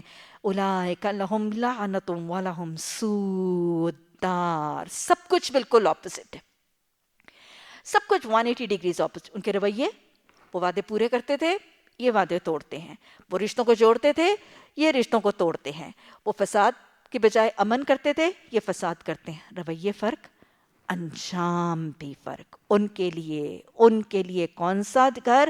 ان کے لیے لہم عقبی الدار فنعم عقبی الدار، ان کے لیے سوء الدار، جیسا کرو گے ویسا بھرو گے، جیسے رویے ہوں گے ویسا انجام ہوگا۔ اللہ یبسط الرزق لمن یشاء، دنیا کی ساری کار فرمائیاں، دنیا میں اللہ کے وعدے توڑنے والے، دنیا میں رشتے کاٹنے والے، دنیا میں فساد کرنے والے، 80% وجہ پیچھے کیا ہے؟ رزق، رزق کے حصول کے لیے رشتے کاٹے جاتے ہیں، رزق کے اضافے کے لیے زمین میں فساد کیا جاتا ہے، رزق کے اضافے کے لیے اللہ کی نافرمانیوں کی طرف متحرک کر دیتا ہے دل۔ تو اللہ نے فرمایا اس رزق کے پیچھے یہ سارے کام کر کے احمقوں کی صف میں شامل ہو کے اپنے لیے سود دار کا معاملہ کرتے ہو۔ یہ رزق، یہ مال تمہارے گلے کے لیے مصیبت، تمہارے گلے کا توق بن گیا۔ ارے یہ رزق، اللہ یبسط الرزق لمن یشاء، یہ رحم کے رشتے کاٹنے سے، اللہ کی نافرمانی کرنے سے، زمین میں فتنے فساد کرنے سے تمہارا رزق نہیں بڑھے گا۔ اللہ جس کو چاہتا ہے وہ کھلا دے دیتا ہے، وہ یقدرو، اور جس کو چاہتا ہے وہ نپتلا دے دیتا ہے، جس کو وہ اپنے اندازے سے دے دیتا ہے۔ اصل معاملہ دوسرا پرابلم یہ ہے، وَفَرِحُوا بِالْحَيَاةِ الدُّنْيَا، وہ دنیا کی زندگی میں خوش ہو گئے، اسی میں مگن ہو گئے، اسی میں راحتیں پاتے رہے۔ دنیا کی زندگی میں مگن ہو، اللہ نے بتایا دو انڈرلائن کازز کیا ہیں، اس حماقت والے رویے، اس عقل سے ہٹے ہوئے رویے اور اس برے انجام تک پہنچانے والے رویے کی بیسک وجہ تو یہ مال کی محبت ہے۔ اس کا جواب دے دیا، یہ مال کی محبت، یہ مال تو اللہ کے قبضے میں، وہ رازق ہے، جس کو چاہتا ہے کھلا دیتا ہے، جس کو چاہتا ہے نپا تولا دیتا ہے۔ دوسری وجہ تمہاری دنیا کی محبت ہے، یہ دنیا کی محبت تمہارے لیے مصیبت بن گئی ہے، تمہاری آنکھوں تمہاری کانوں کا ڈانٹ بن گئی ہے۔ اللہ نے سمجھایا وَمَا الْحَيَاةُ الدُّنْيَا فِي الْآخِرَةِ إِلَّا مَتَاعٌ، یہ دنیا کی زندگی، اس کے چکر میں آ کے، اس کی محبت میں، اس کی حکومت، اس کے عہدے، اس کے اقتدار، اس کی مال، اس کی عزت، اس کے سکون، اس کی راحت میں تم آ کے اس ابدی راحتوں کو برباد کر رہے ہو، اتنی حماقت کر رہے ہو۔ یہ دنیا کی زندگی تو دھوکے کے علاوہ کچھ بھی نہیں ہے۔ وَيَقُولُ الَّذِينَ كَفَرُوا لَوْ أُنزِلَ إِلَيْهِ آيَةٌ مِّن رَّبِّهِ، یہ وہ لوگ ہیں جنہوں نے رسالت محمدی صلی اللہ علیہ وسلم کو ماننے سے انکار کر دیا۔ وہ کہتے ہیں کہ اس شخص پر اس کے رب کی طرف سے کوئی نشانی کیوں نہ اتری۔ آپ کو معلوم ہے کہ رسول اللہ صلی اللہ علیہ وسلم کو حیات طیبہ میں عارضی معجزات تو دیے گئے تھے، لیکن پرماننٹ، ہمیشہ کا معجزہ نہیں دیا گیا۔ کہو تو اللہ جسے چاہتا ہے گمراہ کر دیتا ہے اور اپنی طرف آنے کا راستہ اسی کو دکھاتا ہے جو کیا کرتا ہے۔ یہ آیت پڑھ لیجئے اور اس کو ہائی لائٹ کر کے یاد کر لیجئے۔ ان اللہ یضل من یشاء، بے شک اللہ جس کو چاہتا ہے گمراہ کر دیتا ہے۔ وَيَهْدِ إِلَيْهِ مَنْ أَنَابَ، اور ہدایت کس کو دیتا ہے؟ جو اس کی طرف رجوع کرتا ہے، جو انابت کرتا ہے۔ یہ آیت اس کانسیپٹ کو بہت اچھی طرح واضح کرتی ہے جو بس اوقات لوگوں کو متفکر کر دیتی، پریشان کر دیتی ہے. بس اوقات لوگ بے چین ہو جاتے ہیں. قرآن کی آیت آتی ہے، اللہ جس کو چاہتا ہے ہدایت دیتا ہے، اللہ جس کو چاہتا ہے گمراہ کرتا ہے. اور پھر لوگ اس پر طرح طرح کی منہ شگافیاں کرنے لگتے ہیں. لوگ کہتے ہیں کہ یہ کیا بات ہوئی؟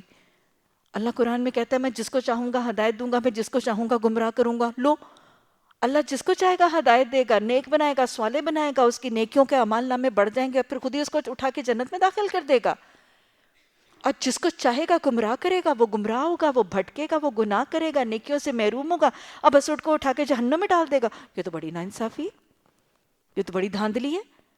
خود ہی اللہ توفیق نہیں دے گا، خود ہی اللہ اس کو راستہ نہیں دکھائے گا، خود ہی اللہ گمراہ کرے گا، پھر خود ہی اٹھا کے جہنم میں ڈالے گا، اور ایک کو خود ہی راستہ دکھا کے خود ہی کو جنت میں ڈال دے گا. یہ بہت دفعہ لوگوں کو پریشان کر دیتی ہے. میں پہلے بھی بہت دفعہ سمجھا چکی ہوں، اللہ کی یہ ناانصافی کا طریقہ نہیں ہے. یہ ایک تو اللہ کا بات کرنے کا ایک شاہانہ سا انداز، میں جس کو چاہوں گا ہدایت دوں گا، میں جس کو چاہوں گا گمراہ کروں گا، تاکہ ہم اللہ کی طرف رجوع تو کریں، دعا تو کریں، اس کی طرف لپکے تو صحیح، اور ہمیں اس کے طرف ایک اپنی ڈپینڈنس کا احساس تو ہو، اس پر توکل کرنے، اس کے ساتھ رجوع کرنے کی حاجت تو ڈیولپ ہو، اور اس کی بزرگی، اس کی کبریائی، اس کی شان اس کے کلام سے ہمارے دلوں کے اندر سرایت تو کرے. لیکن اصل میں اللہ ہدایت کس کو دیتا ہے؟ یہ یاد رکھیے گا، وَيَهْدِ إِلَيْهِ مَنْ أَنَابَ. کوئی لا آف دا جنگل نہیں ہے ہدایت کے لیے. ہدایت کس کو دیتا ہے؟ من اناب، جو اس کی طرف انابت کرتا ہے، جو اس کی طرف رجوع کرتا ہے، جو اس کی طرف پلٹتا ہے. جس کو جب جہاں چاہتا ہے ہدایت نہیں. ہدایت کے لیے شرط ہے، میں تب دوں گا جب تم انابت کرو گے.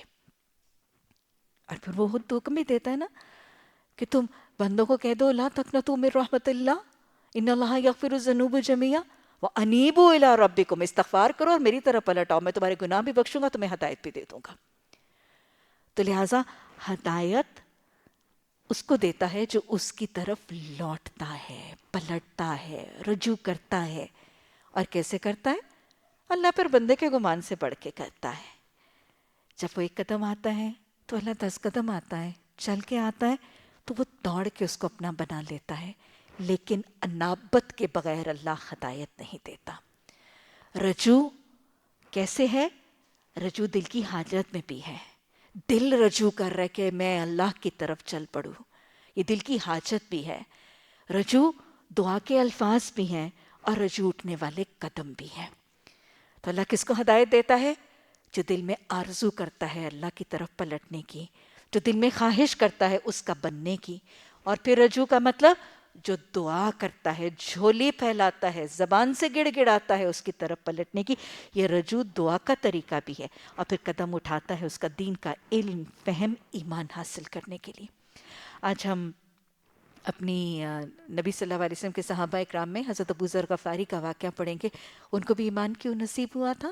غفاری قبیلے سے اٹھ کے رسول اللہ صلی اللہ علیہ وسلم کے دین اور ان کی نبوت کی تحقیق کرنے کے لیے اپنے قبیلوں کو چھوڑ کر مکہ تشریف لے گئے تھے. یہ انابت تھی، انابت تھی. پہلے بھائی کو بھیجا، اپنے بھائی، چھوٹے بھائی انیس کو بھیجا، بھائی کی خبر گیری کی، بھائی نے آ کے رپورٹ دی تو کہا میں خود تصدیق کرتا ہوں. پھر مکہ تشریف لے گئے. 3 دن پہم خانہ کعبہ کی اس چادر کے نیچے چھپ کے وہاں بیٹھے رہے، نبی صلی اللہ علیہ وسلم کو تلاش کرتے رہے. پھر حضرت علی کو پایا. اللہ نے پھر گمان سے بہتر معاملہ کر دیا. اللہ سبحانہ تعالیٰ نے حضرت علی کو پہنچایا اور حضرت علی کے ذریعے حضرت ابو ذر غفاری تک دین پہنچا دیا.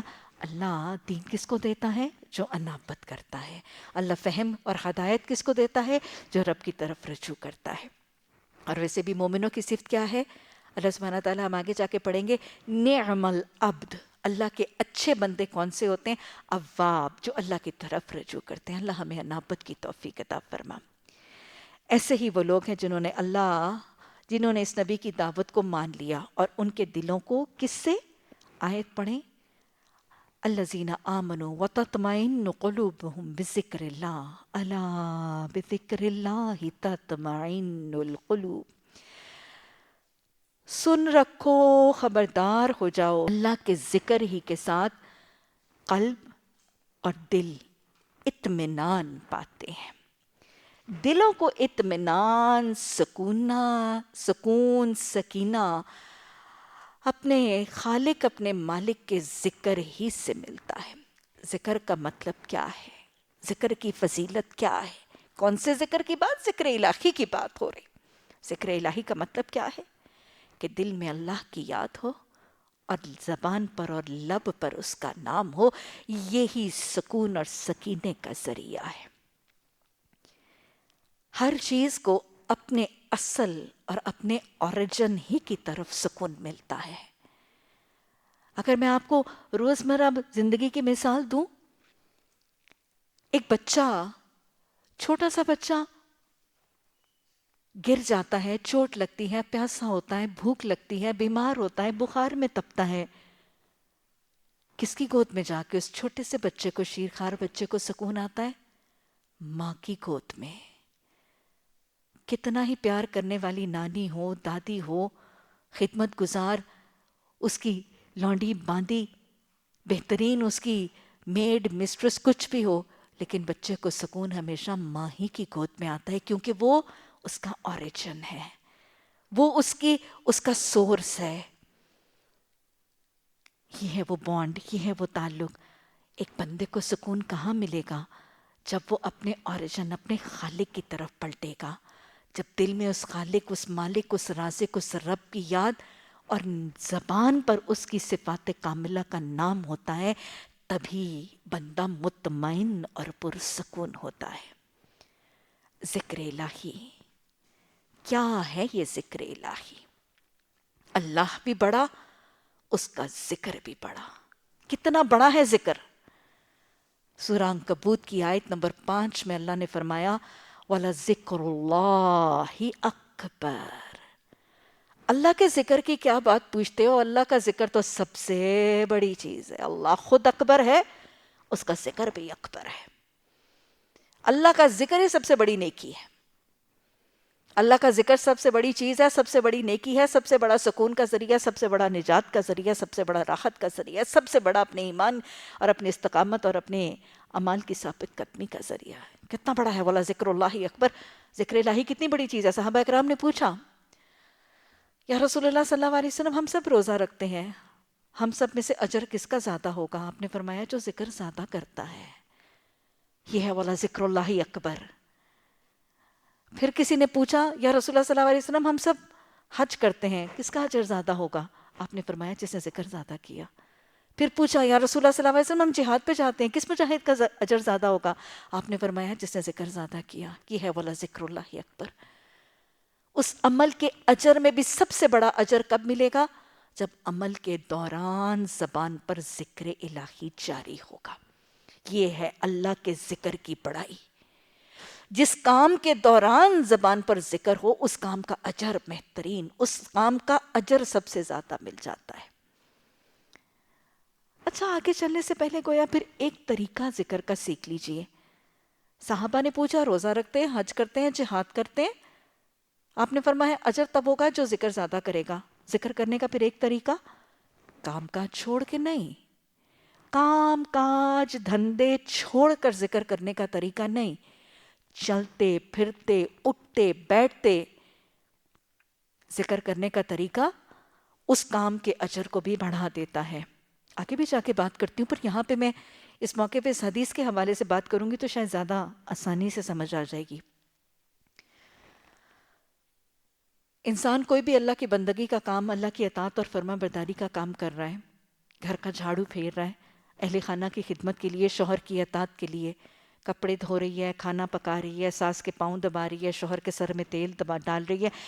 سب کیا ہیں؟ یہ عبادت ہے اگر اللہ کی رضا اور اللہ کی اطاعت کے لیے کیا جا رہا ہے. لیکن ان تمام کاموں کے دوران اگر زبان پر اجر ہو، ذکر الہی ہوگا، تسبیحات ہوگی، تو پھر ان کاموں کا اجر میکسیمم مل جائے گا. یہ ہے ذکر الہی کی فضیلت. تو لہٰذا صرف کام کاج چھوڑ کے کٹ کے ذکر کا طریقہ نہیں. مومن کے ذکر کا طریقہ کیا ہے؟ اس کے ہاتھ، پاؤں، جسم کا ایک ایک عضو اللہ کی اطاعت اور بندگی میں، اللہ کے بندوں کی خدمت میں، محض اللہ کی رضا کے لیے عامل ہوتا ہے.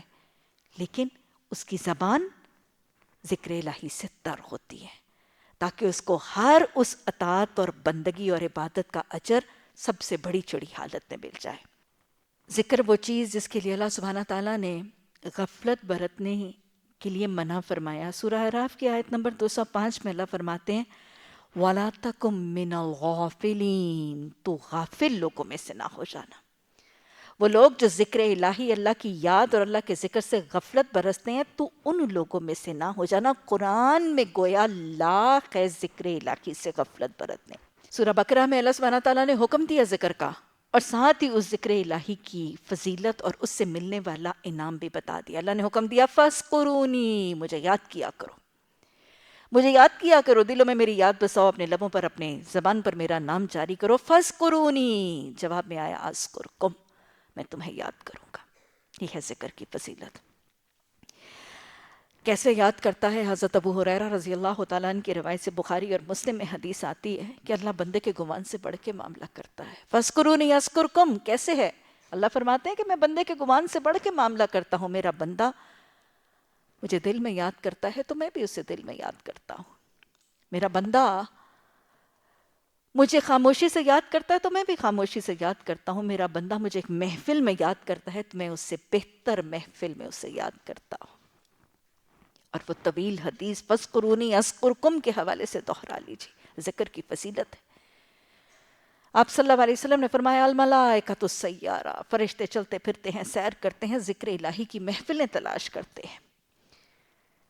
جب ان کو کوئی ایسی ذکر کی محفل ملتی ہے تو فرشتے اس محفل کے گرد اپنا گھیرا، اپنا دائرہ حتہ باندھ لیتے ہیں۔ اور حدیث بتاتی ہے کہ فرشتے، ایک اور حدیث میں آتا ہے کہ جب حاضرین محفل ذکر کی محفل میں آنے والے، ذکر کی محفل کہاں؟ جہاں اللہ کی ذات، اس کی صفات، اس کے اختیارات، اس کے احکامات، اس کے کلام کی بات ہے، اس کے رسول صلی اللہ علیہ وسلم کی باتیں، یہ ہے ذکر الہی کی محفل ہے۔ کہ جب لوگ ذکر الہی کی محفل میں آنے کے لیے شامل ہوتے ہیں تو فرشتے ان کے قدموں تلے اپنے پر بچھاتے ہیں۔ فرشتے اس محفل کو گھیر لیتے ہیں، اور پھر زمین اور آسمان میں آنے والے جو فرشتے ہیں ان کو بھی یہ گھیرنے والے فرشتے روکتے ہیں۔ یہ میں آپ کو حدیث کا مفہوم بتا رہی ہوں، بہت طویل حدیث ہے اس لیے میں مفہوم بتا رہی ہوں۔ اور یوں زمین سے لے کے آسمان تک اس محفل کو لوگ، فرشتے اپنے گھیرے میں ڈھانپ لیتے ہیں، آنے والوں کے لیے بخشش اور رحمت کی دعائیں کرتے ہیں، حاضرین محفل کے دلوں پر سکینہ طاری کرتے ہیں۔ اور یہ سکینہ آپ نے بس اوقات محسوس کیا ہوگا، یقینی محسوس کیا ہوگا کہ ہم جتنے بھی پریشان ہوں، اپسیٹ ہوں، ڈسٹربڈ ہوں، ڈسٹریسڈ ہوں، قرآن کی محفل میں آ کے ایک سکون ہوتا ہے اور سارے غم اور پریشانیاں جو ہیں وہ دور ہو جاتی ہیں۔ تو یہ وہ سکینہ ہے جو وہ رحمتوں والے فرشتے جن کے ساتھ دلوں کو ڈھانپ دیتے ہیں۔ اور جتنی دیر وہ محفل میں لوگ وہاں رہتے ہیں، ہمیں حدیث بتاتی ہے کہ وہ فرشتے ان کے لیے بخششوں اور رحمتوں کی دعائیں کرتے رہتے ہیں۔ حدیث میں آتا ہے پھر یہ محفل اپنی تکمیل تک پہنچتی ہے، برخاست ہوتی ہے، لوگ اپنے اپنے گھروں کی طرف چلتے ہیں اور یہ فرشتے اللہ کے حضور حاضر ہوتے ہیں۔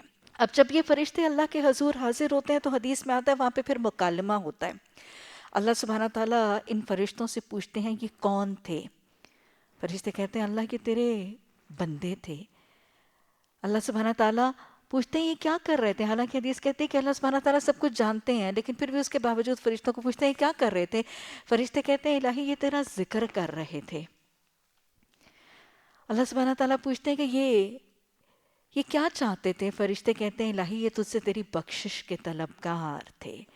اللہ سبحانہ تعالیٰ فرماتے ہیں، اعلان فرماتے ہیں، یہ ہے فَاذْكُرُونِي أَذْكُرْكُمْ، مجھے میرے جلال کی قسم ان سب سے کہہ دو کہ ان کے اٹھنے سے پہلے میں نے ان کے گناہ بخش دیے۔ بندے بیٹھ کے اللہ کا ذکر کر رہے تھے، اللہ اس محفل سے بہتر محفل میں ان کی بخشش کا ذکر فرماتے ہیں۔ ان سب سے کہہ دو ان کے اٹھنے سے پہلے میں نے ان کے گناہ بخش دیے۔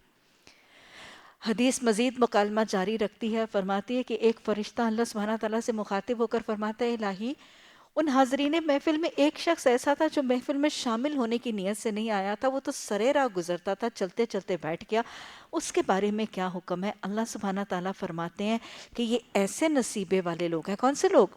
جن کو اللہ نے توفیق دی تھی اس محفل میں شامل ہونے کی، یہ ایسے نصیبے والے لوگ ہیں، لا تشتقی بجلیسہم، ان کے ساتھ بیٹھنے والے بھی بدبخت نہیں رہیں گے، یعنی ان کے لیے بھی بخشش کا وعدہ ہے۔ تو یہ ہے ذکر، اور یہ ہے ذکر الہی، اور یہ ہے ذکر الہی کی محفلوں کی فضیلت، کہ اللہ کے ہاں وہ شخص مذکور ہو جاتا ہے، اللہ اس کا ذکر کرنے لگتا ہے، فرشتے اس کے لیے دعائیں کرنے لگتے ہیں، اللہ کی کائنات اور مخلوق اس کے لیے دعائیں مانگنے لگتی ہے۔ یہ ذکر الہی کی فضیلت ہے۔ سورہ حشر کی آیت نمبر 59 میں اللہ فرماتے ہیں وَلَا تَكُونُوا كَالَّذِينَ نَسُوا اللَّهَ فَأَنسَاهُمْ أَنفُسَهُمْ، تم ان لوگوں کی طرح نہ ہو جانا جو اللہ کو بھلا دیتے ہیں، تم ان لوگوں کی طرح نہ ہو جانا جو اللہ کو بھلا دیتے ہیں، پھر اللہ ان کو ان کا ہی نفس بھلا دیتا ہے۔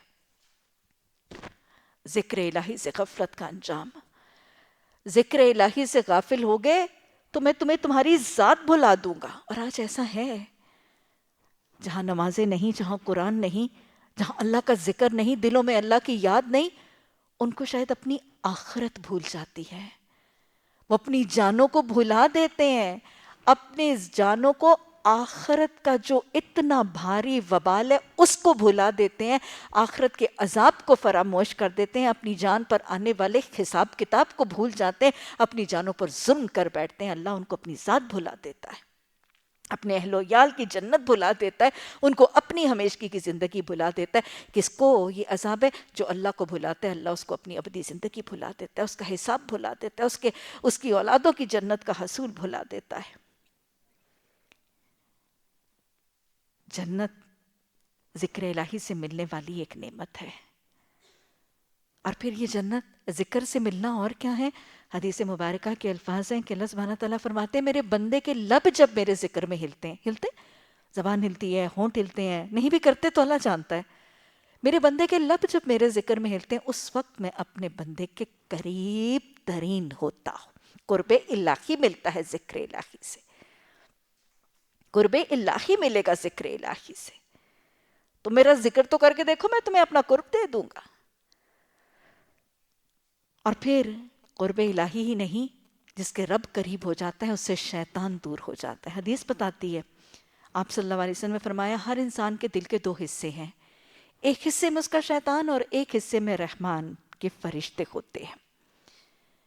ایک حصے میں شیطان اور ایک میں فرشتہ ہوتا ہے، اور آپ نے فرمایا کہ جب وہ ذکر کرتا ہے تو اس کا شیطان وہاں سے بھاگ جاتا ہے، اور جب وہ ذکر کو ترک کرتا ہے تو پھر شیطان اپنے دل کے حصے پر آ کے اپنی چونچ رکھ کے اس میں برائی کا ایک وسوسہ ڈال دیتا ہے، اور اختیار اس کے پاس کیا ہے؟ ہمیں پتہ ہے کہ شیطان کے پاس اختیار صرف وسوسہ ڈالنے کا ہے۔ تو گویا ذکر الہی شیطان سے محفوظ اور رحمان کا قرب دینے والا طریقہ۔ ظاہر ایک شخص جو اللہ کے ہاں مذکور ہو گیا، وہ شخص جس کو اللہ کا قرب مل گیا، وہ شخص جس کا دل شیطان کے گندگے وسوسوں سے محفوظ ہو گیا، پھر اس کو کیا ملے گا؟ الا بذکر اللہ تطمئن القلوب، پھر اسے اطمینان مل جائے گا۔ یہ شیطان ہے، یہ شیطان ہے جو بے سکون کرتا ہے، یہ شیطان ہے جو ڈپریشنز، انگزائٹیز، مایوسیوں، نا امیدیوں کے اندھیرے گڑھوں میں ڈال کے انسان کا اطمینان چھینتا ہے۔ جب وہ ذکر کرتا ہے، اللہ کا قرب ملتا ہے، اللہ کی رضا ملتی ہے، اللہ کے ہاں مذکور ہوتا ہے اور شیطان کی گندگیوں سے بچتا ہے، تو پھر یہ ذکر اس کے دل کو سکینہ اور اطمینان عطا فرماتا ہے۔ اور پھر اللہ سبحانہ تعالیٰ نے قرآن میں فرما دیا، یہ ذکر سے رکنے والوں کو وعید دے دی، وَمَنْ أَعْرِضْ عَنْ ذِكْرِي فَإِنَّ لَهُ مَعِيشَةً ضَنْكًا وَجَعَلَهُ فِي الْآخِرَةِ أَعْمَىٰ۔ اللہ نے فرمایا کہ جو میرے ذکر سے منہ موڑے گا، پرواہ نہیں کرے گا، یاد نہیں کرے گا، میرا دیا ہوا کھائے گا، میرا دیا ہوا پہنے گا، میری دی ہوئی اولاد کے ساتھ منہ چومے گا، لیکن مجھے یاد نہیں کرے گا، میرا نام اپنی زبان پہ نہیں جپے گا، تو میں اس کے لیے کیا کروں گا؟ دو انجام۔ دنیا میں میں اس کی زندگی تنگ کر دوں گا، دنیا میں میں اس کی زندگی دوبھر کر دوں گا، اس کی معیشت زونگا، زندگی تنگ کر دوں گا، اور آخرت میں میں اسے قیامت کے دن اسے اندھا بنا کے اٹھاؤں گا۔ دوہری سزا، دنیا اور آخرت کی سزا۔ ذکر الہی سے رکے رہنا۔ اور واقعی اگر آپ دیکھیں، جہاں ذکر الہی کی کمی ہے، زندگی معیشت ضنکا ہی ہے، اس کی معیشت، اس کی زندگی گزارنے کے اسباب وسائل میں تنگ کر دوں گا۔ آپ بس اوقات دیکھیں، اپنے ارد گرد نگاہ دوڑائیں، کئی دفعہ ایک گھر کھاتا پیتا مالدار، فیکٹریاں، انڈسٹری، نوکر چاکر، گاڑیاں، کوٹھیاں، زیورات، نقدیاں، bank balances, account, Swiss account, سب کچھ، زندگی حرام ہے، لڑائیاں ہیں، جھگڑے ہیں، فتنے ہیں، فساد ہیں۔ اس گھر کے رہنے والوں کو کئی دفعہ آپ سنیں گے، میری تو راتوں کی نیند حرام ہے، میرے تو دنوں کا سکون حرام ہے، میاں بیوی لڑ رہے ہیں، بچے ماں باپ لڑ رہے ہیں، ملازم مالک لڑ رہے ہیں۔ سارا کچھ ہونے کے باوجود آپ دیکھیں کہ ظاہراً کوئی شخص دور سے گھر کو دیکھے گا تو کہے گا کہ ان کو کیا غم ہو سکتا ہے، ان کو کیا پریشانی ہو سکتی ہے، ان کے پاس تو سب کچھ ہے۔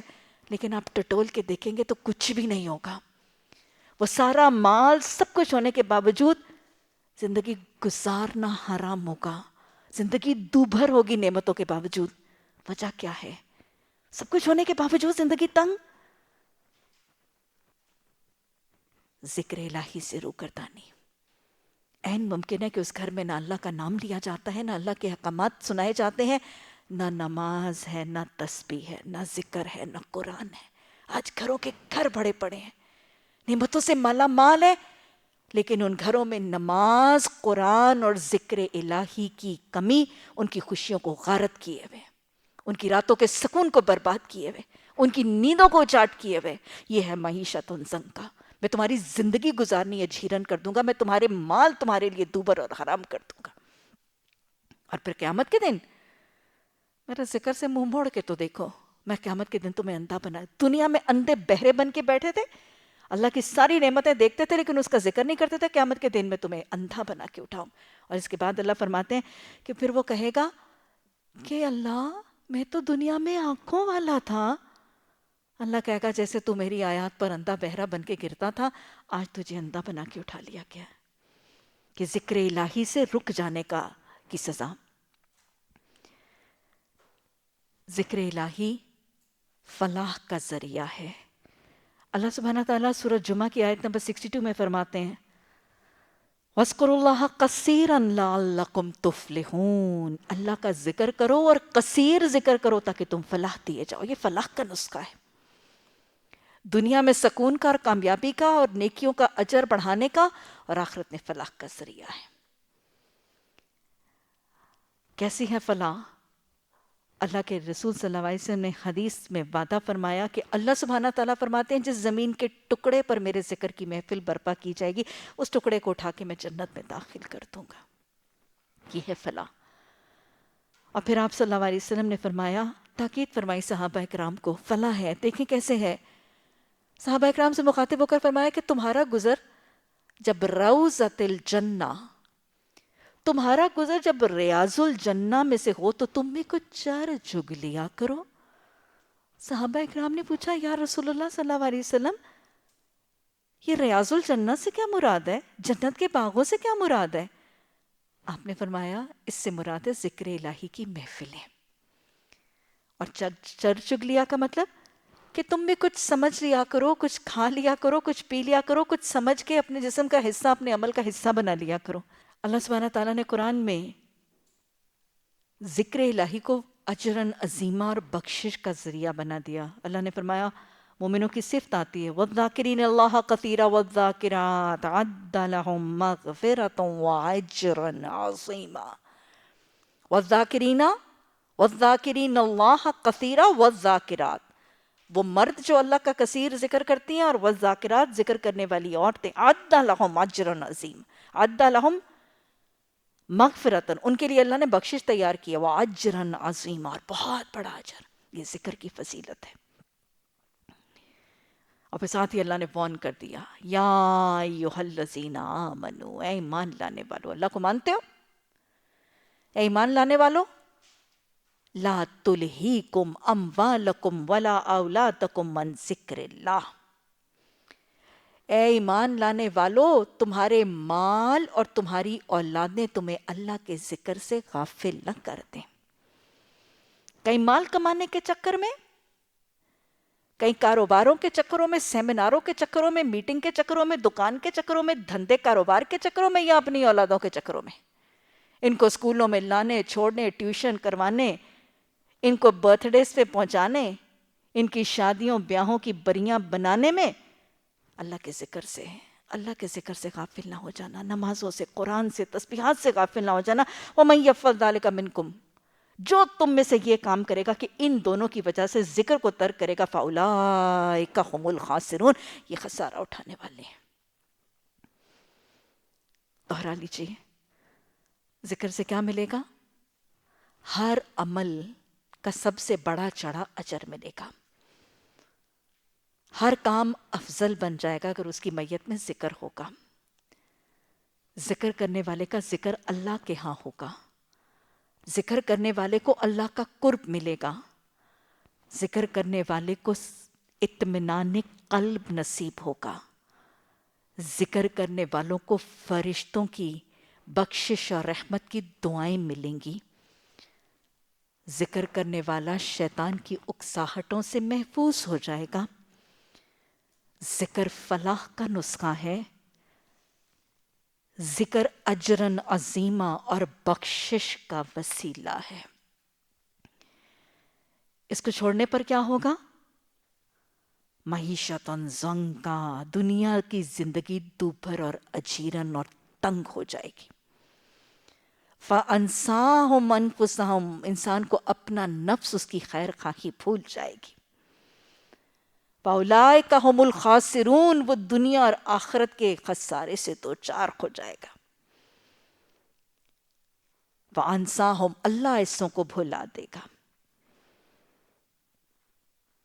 اسی لیے رسول اللہ صلی اللہ علیہ وسلم نماز کے بعد دعا مانگا کرتے تھے، رَبِّ أَعِنِّي عَلَىٰ ذِكْرِكَ وَشُكْرِكَ وَحُسْنِ عِبَادَتِكَ، کہ اللہ تو میری مدد کر. اللہ کی مدد کے بغیر کچھ نہیں ہو سکتا. اللہ تو میری مدد کر کے میں تیرا ذکر کروں. اور تیرا ذکر کیسے کروں؟ میں تیرا شکر کروں. اب بھی میری عبادات میں حسن پیدا ہو. تو گویا دعا میں سے اولین دعا ذکر الہی کی توفیق کی دعا، شکر الہی کی کیفیت کی دعا، اور عبادات کے حسن کی دعا. لیکن پھر یہ یاد رکھیے گا، پہلے زبان پر ذکر ہوتا ہے تو دل میں شکر آتا ہے. پہلے بندہ اللہ کی ذات، صفات، اختیارات کا اعتراف کرتا ہے تسبیحات میں، تبھی تو دل اس کی نعمتوں کے شکر سے معمور ہوتا ہے. اور پھر جب زبان پر ذکر اور دل میں شکر ہو، تبھی عبادات میں حسن آتا ہے. عبادات میں حسن کی کمی کی پھر ایک بڑی وجہ کیا ہے؟ ذکر کی کمی، شکر کی کمی. جب زبانیں ذاکر اور دل شاکر ہو جائیں تو عبادات میں خود ہی حسن انشاءاللہ پیدا ہو جائے گا. پھر مل کے پڑھ لیجئے، ربی اعینی علی ذکرک وشکرک وحسن عبادتک. اور یہ وہ چیزیں ہیں جن کے لیے رسول اللہ صلی اللہ علیہ وسلم سے سوال کیا گیا، یا رسول اللہ صلی اللہ علیہ وسلم اب ہم سونا چاندی تو جمع نہیں کرتے. قرآن کی آیت نازل ہوئی تھی، وَالَّذِينَ يَكْنِزُونَ الذَّهَبَ وَالْفِضَّةَ وَلَا يُنْفِقُونَهَا فِي سَبِيلِ اللَّهِ. وہ لوگ جو سونے چاندی کے ڈھیر جمع کرتے ہیں، اللہ کی راہ میں خرچ نہیں کرتے، ان کو دردناک عذاب کی خوشخبری سنا دو. اب ہم سونا چاندی تو جمع نہیں کرتے، میں بتائیں ہم کیا جمع کریں؟ آپ نے فرمایا چار چیزیں جمع کیے جانے کے لائق ہیں: ذکر کرنے والی زبان، شکر کرنے والا دل، صبر کرنے والا جسم، اور دین کے مددگار ازواج. اللہ ہمیں اور ہماری اولادوں کو سبھی نواز دے.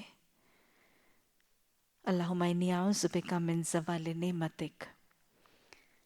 اب اسی سے ملتی جلتی حدیث میں ان چیزوں کی فضیلت آپ نے ایک اور زبان سے، ایک اور حوالے سے فرمائی کہ خوش بخت ترین ہے وہ شخص جس کو 4 چیزیں مل گئیں. خوش بخت ترین یعنی سب سے زیادہ خوش قسمت ہے وہ شخص جس کو 4 چیزیں مل گئیں: ذاکر زبان، شاکر دل، صابر جسم، اور دین کے مددگار ازواج. اب اگلا سوال یہ کہ ذکر کیسے کیا جائے؟ ذکر کا طریقہ کیا ہے؟ ہم نے پہلے اب یہ دیکھا کہ ذکر کی فضیلت کیا ہے اور ذکر کو چھوڑنے کا نقصان کیا ہے. اب ذکر کیسے کیا جائے؟ ذکر کی ایک بہترین اور خوبصورت اور افضل ترین حالت نماز. اللہ قرآن میں فرماتے ہیں اقم الصلاۃ للذکری، اقم الصلاۃ للذکری، میرا ذکر کرنا ہے تو کیا کرو؟ نماز قائم کرو میرے ذکر کے لیے. گویا اللہ کے ذکر کا ایک طریقہ جس میں قرآن میں خود حکم دیا گیا ذکر الہی کے طریقے کا، نماز کا قائم کرنا. نماز ذکر الہی کا بہترین طریقہ ہے. اور پھر نماز کے بعد کے مسنون اذکار. حدیث وعدہ بھی فرماتی ہے کہ جب مومن اپنی نماز کے بعد اسی جگہ بیٹھا رہتا ہے اور اللہ کا ذکر اور دعا کرتا رہتا ہے تو وہ نماز ہی کی حالت میں ہوتا ہے. تو ذکر الہی کا ایک طریقہ ہم نے دیکھا نماز، اور نماز کے بعد کے مسنون اذکار اور دعائیں. لیکن نماز کے علاوہ بھی ذکر کا طریقہ قرآن میں آیا. اللہ سبحانہ تعالیٰ سورہ نساء آیت نمبر 103 میں فرماتے ہیں فَإِذَا قَضَيْتُمُ الصَّلَاةَ فَاذْكُرُوا اللَّهَ، فَإِذَا قَضَيْتُمُ الصَّلَاةَ فَاذْكُرُوا اللَّهَ، جب تم اپنی نماز پوری کرو پھر بھی اللہ کا ذکر کیا کرو. کب؟ قِيَامًا وَقُعُودًا وَعَلَىٰ جُنُوبِهِمْ، کھڑے بیٹھے اور اپنے پہلوؤں پر. جمعے کے دن بھی اللہ فرماتے ہیں وَإِذَا قُضِيَتِ الصَّلَاةَ فَانتَشِرُوا فِي الْأَرْضِ وَابْتَغُوا مِن فَضْلِ اللَّهِ وَاذْكُرُوا اللَّهَ كَثِيرًا لَعَلَّكُمْ تُفْلِحُونَ. کہ جب جمعے کی نماز پوری ہو جاتی ہے تو پھر کیا کرو؟ فَانتَشِرُوا، زمین میں پھیل جایا کرو اور اللہ کا فضل تلاش کرو، کاروبار کرو، کام کاج کرو، لیکن اللہ کا ذکر کرتے رہو. تو عدد نماز حج میں، حج کے مناسک پورے ہونے کے بعد فَإِذَا قَضَيْتُم مَنَاسِكَكُمْ فَاذْكُرُوا اللَّهَ وَاذْكُرُوا اللَّهَ كَذِكْرِ آبَائِكُمْ أَوْ أَشَدُّ ذِكْرًا، کہ جب تم اپنے حج کے مناسک پورے کرو تو بھی اپنے آباء و اجداد کا جیسے تمہارے لوگ ذکر کرتے تھے ویسے اللہ کا ذکر کرو، یا اس سے بھی زیادہ سخت. فَاذْكُرُوا اللَّهَ فِي أَيَّامٍ مَّعْدُودَاتٍ، چند گنتی کے دن ہیں، ایام تشریق میں بھی ذکر کرو. تو لہٰذا نماز کے علاوہ بھی ذکر ہے. ذکر کی اگلی شکل قرآن، قرآن کی تلاوت. یہ کیسے پتہ چلے گا کہ قرآن کی تلاوت ذکر ہے؟ کیونکہ اللہ نے قرآن کے ناموں میں سے ایک نام الذکر ہے. اللہ نے قرآن میں فرمایا اِنَّا نَحْنُ نَزَّلْنَا الذِّکْرَ، بے شک ہم نے اس ذکر کو نازل کیا. تو گویا الذکر قرآن بذات خود ہے، اور یہ وہ ذکر ہے جس کے ایک ایک حرف کے پڑھنے پر 10 نیکیوں کے اجر کا وعدہ ہے. ایک ایک لفظ کے پڑھنے پر 10 نیکیوں کا اجر ہے. نماز، قرآن، نماز کے بعد کے اذکار، پھر صبح و شام کے اذکار بھی ذکر کا طریقہ ہے. اللہ سبحانہ تعالیٰ قرآن میں فرماتے ہیں یا ایھا الذین آمنوا اذکروا اللہ ذکرا کثیرا، اے لوگو جو ایمان لائے ہو اللہ کا کثرت سے ذکر کرو. وَسَبِّحُوهُ بُکْرَةً وَأَصِیلًا، صبح اور شام اس کا ذکر کرو، صبح اور شام اس کی تسبیح کرو. تو گویا صبح سے لے کے شام تک یا صبح اور شام کے اذکار، یہ مسنون آداب. اس کے بعد صرف یہ نہیں کہ نماز، نماز کے بعد کے مسنون اذکار، قرآن اور صبح کے مسنون اذکار، اس کے بعد چلتے پھرتے کام کاج دھندے سب میں ذکر. سورہ آل عمران میں آیت نمبر 190 اور 191، یہی جو آج ہم نے اولو الالباب کی صفات پڑھی، وہاں پہ بھی اللہ تذکرہ فرماتے ہیں اِنَّ فِي خَلْقِ السَّمَاوَاتِ وَالْأَرْضِ وَاخْتِلَافِ اللَّيْلِ وَالنَّهَارِ لَآیَاتٌ لِأُولِي الْأَبْصَارِ. زمین اور آسمان کی تخلیق میں اور دن اور رات کے اختلاف میں نشانیاں ہیں عقل والوں کے لیے. وہاں پہ اولو الالباب کی صفت کیا بتائی گئی ہے؟ الذین یذکرون اللہ قیاما وقعودا وعلی جنوبہم. سیانے سمجھدار کون ہیں؟ جو کھڑے بیٹھے لیٹے ہر حال میں اللہ کا ذکر کرتے ہیں. تو گویا چلتے پھرتے اٹھتے بیٹھتے ہر وقت اپنی زبان پر ذکر الہی جاری اور تر رکھنا، یہ بھی طریقہ کار ہے. قرآن میں سورہ آل عمران کی تاکید. اور یہ کیسے کرنا ہے؟ اللہ قرآن میں فرماتے ہیں وَاذْكُرْ فِي نَفْسِكَ، اپنے دل میں اللہ کو یاد کرو. تَضَرُّعًا وَخِیفَةً، تضرع کی کیفیت میں، عاجزی سے، انکساری سے، گڑ گڑاتے ہوئے اور خوف کی کیفیت میں اللہ کو یاد کرو.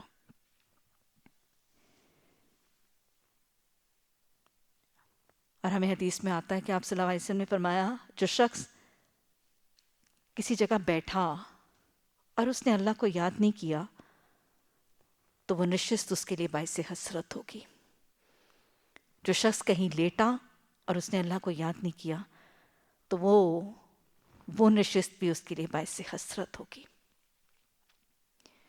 تو گویا ذکر کا طریقہ اگر آپ سم اپ کر لیجئے، پہلے ہم نے ذکر کی فضیلت دیکھی، نہ کرنے کی وعید اور انجام دیکھا، پھر ذکر کے طریقے، نماز کے بعد کے اذکار، قرآن، صبح و شام کے اذکار، مسنون آداب زندگی کی دعائیں،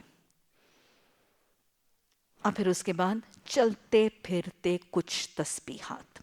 ذکر کے لیے کچھ تسبیحات، مسنون کلمات اور ان کی فضیلتیں. افضل ذکر لا الہ الا اللہ، اللہ کی وحدانیت کا اعلان، اللہ کے ساتھ عبادت اور بندگی کا قول و قرار، کلمہ طیبہ.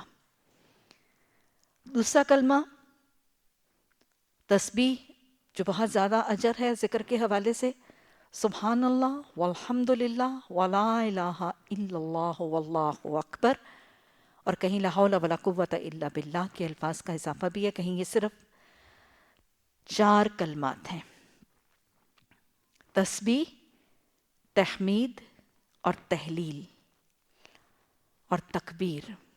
تسبیح، تحمید، تہلیل اور تکبیر، یہ 4 کلمات. حضرت سمرہ بن جندب رضی اللہ تعالیٰ عنہ کی روایت سے ہے کہ تمام کلموں سے افضل کلمے 4 ہیں.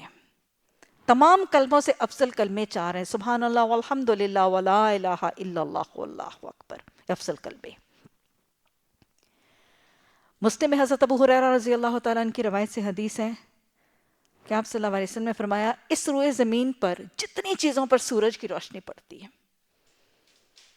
اس روئے زمین پر جتنی چیزوں پر سورج کی روشنی پڑتی ہے، ان سب میں سے زیادہ عزیز ہے کہ میں ایک دفعہ کہوں. نبی صلی اللہ علیہ وسلم کا کتنا محبوب ہے یہ کلمے. ان سب سے زیادہ مجھے یہ محبوب ہے کہ میں ایک دفعہ کہوں سبحان اللہ والحمد للہ ولا الہ الا اللہ واللہ اکبر. اور انہی 4 کلموں کی تسبیح کے حوالے سے وہ واقعہ بھی یاد رکھ لیجئے گا.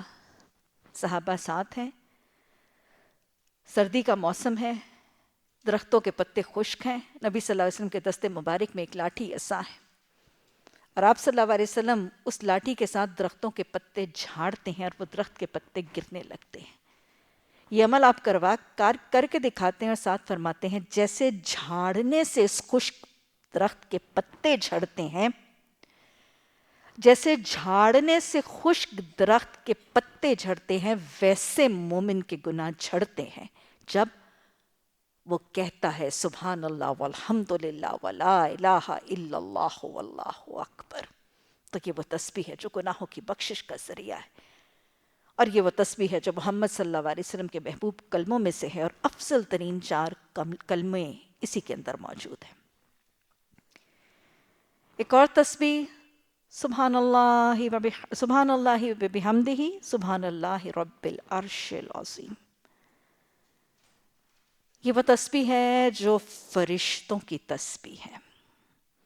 وہ فرشتے جنہوں نے کہا تھا نحن نسبح بحمدک ونقدس لک، کہ ہم تیری تسبیح اور حمد و ثنا کرتے ہیں نا، تو یہ فرشتوں کی تسبیح ہے. سبحان اللہ وبحمدہ سبحان اللہ العرش العظیم، یا صرف سبحان اللہ العظیم بھی کچھ جگہوں پہ موجود ہے. یہ وہ تسبیح ہے جس کے لیے آپ صلی اللہ علیہ وسلم نے حدیث میں وعدہ فرمایا کہ جس نے 100 دفعہ یہ تسبیح کی، اگر اس کے گناہ سمندر کی جھاگ کے برابر بھی ہوں گے تو وہ بخش دیے جائیں گے. اور انہی 2 کلمات کے لیے وہ حدیث کہ آپ صلی اللہ علیہ وسلم نے فرمایا کلمتان خفیفتان علی اللسان وثقیلتان فی المیزان وحبیبتان علی الرحمن. 2 کلمے جو زبان پر بہت ہلکے ہیں، ثقیلتان فی المیزان، اور میزان عدل میں بہت بھاری ہوں گے. یعنی زبان کو اٹر کرتے ہوئے کوئی بوجھ نہیں ہوتا، ہلکے پھلکے سے کلمے، لیکن میزان عدل میں بہت بھاری ہوں گے اور رحمان کو بہت محبوب ہوں گے. وہ یہ 2 کلمے ہیں، سبحان اللہ وبحمدہ سبحان اللہ رب العظیم. یا عرش العظیم، دونوں الفاظ موجود ہیں۔ پھر وہ دعا جو ہم بس اوقات محفل کے آغاز میں پڑھتے ہیں، سبحان اللہ و بحمدہ عدد خلقہ و رضا نفسہ و زینت عرشہ و مداد کلماتہ، یہ وہ کلمہ ہے جس کے لیے رسول اللہ صلی اللہ علیہ وسلم کی حیات طیبہ کا واقعہ آتا ہے۔ حضرت جویریہ رضی اللہ تعالیٰ عنہ تشریف فرما ہیں اور آپ فجر کے بعد بیٹھی کچھ ذکر اور تسبیح کر رہی ہیں۔ نبی صلی اللہ علیہ وسلم تشریف لے گئے تو بھی وہ بیٹھی ذکر کر رہی ہیں، واپس تشریف لائے تو بھی حضرت جویریہ بیٹھی تسبیح اور ذکر کر رہی ہیں۔ آپ صلی اللہ علیہ وسلم نے فرمایا، جویریہ جو تو نے ذکر کیا ان تمام اذکار پر یہ 4 کلمے بھاری ہو گئے، اور آپ نے یہ تسبیح بتائی۔ اس کے بعد ایک اور ذکر، لا حول ولا قوة الا باللہ، اور کچھ میں الا باللہ العلی العظیم کے الفاظ کا اضافہ بھی ہے۔ آپ صلی اللہ علیہ وسلم نے سوال کیا، کیا میں تمہیں کنوز الجنہ، جنت کے خزانوں میں سے خزانہ نہ بتا دوں؟ اور پھر آپ نے یہ کلمہ پکارا، پھر ایک جگہ آپ نے فرمایا خزائن الجنہ، جنت کے خزانے، اور آپ نے یہ کلمہ پڑھا۔ آپ نے فرمایا خزائن الجنہ لا حول ولا قوة الا باللہ، اور پھر آپ نے تاکید فرمائی اس کو سب سے زیادہ پڑھا کرو۔ پھر ایک حدیث میں آتا ہے کنز الجنت من تحتها العرش، جنت کا وہ خزانہ جو اللہ کے عرش کے نیچے سے، لا حول ولا قوة الا باللہ۔ اور پھر یا حی یا قیوم، یہ اسم اعظم ہے، یا حی یا قیوم اسم اعظم ہے۔ اس کو پکار کے جب دعا کی جاتی ہے تو دعا رد نہیں ہوتی۔ ربی اعینی علی ذکرک و شکرک و حسن عبادتک، اللہ سبحانہ تعالیٰ ہمیں ذاکر زبان، ہمیں شاکر دل، ہمیں صابر جسم اور دین کے مددگار ازواج نواز دے۔ اللہ سبحانہ تعالیٰ نے فرمایا خبردار رہو، اللہ ہی کی یاد وہ چیز ہے جسے دلوں کو اطمینان ہوتا ہے۔ پھر جن لوگوں نے دعوت حق کو مانا اور نیک عمل کیے وہ خوش نصیب ہے اور ان کے لیے بہت اچھا انجام ہے۔ اے محمد صلی اللہ علیہ وسلم، اسی شان سے ہم نے تمہیں رسول بنا کر بھیجا ہے ایک ایسی قوم میں جس سے پہلے بہت سی قومیں گزر چکیں، تاکہ تم ان لوگوں کو وہ پیغام سنا دو جو ہم نے تم پر نازل کیا، اس حال میں کہ یہ اپنے نہایت مہربان خدا کے کافر بنے ہیں۔ ان سے کہو وہی میرا رب ہے، اس کے سوا کوئی معبود نہیں، اسی پر میں نے بھروسہ کیا اور وہی میرا ملجا اور ماوا ہے۔ اور کیا ہو جاتا اگر کوئی قرآن اتار دیا جاتا جس کے زور سے یہ لوگ زور سے پہاڑ چلنے لگتے، یا زمین شک ہو جاتی، یا مردے قبروں سے نکل کر بولنے لگتے۔ اس طرح کی نشانیاں دکھا کر کچھ اللہ کے لیے کچھ مشکل نہیں تھا، بلکہ سارا اختیار تو اللہ کے ہاتھ میں ہے۔ پھر کیا اہل ایمان نشانی کی ظہور کی آس لگائے بیٹھے ہیں، اور وہ یہ جان کر مایوس نہیں ہو گئے کہ اگر اللہ چاہتا تو سب انسانوں کو ہدایت دے دیتا۔ اللہم اہدنا الصراط المستقیم۔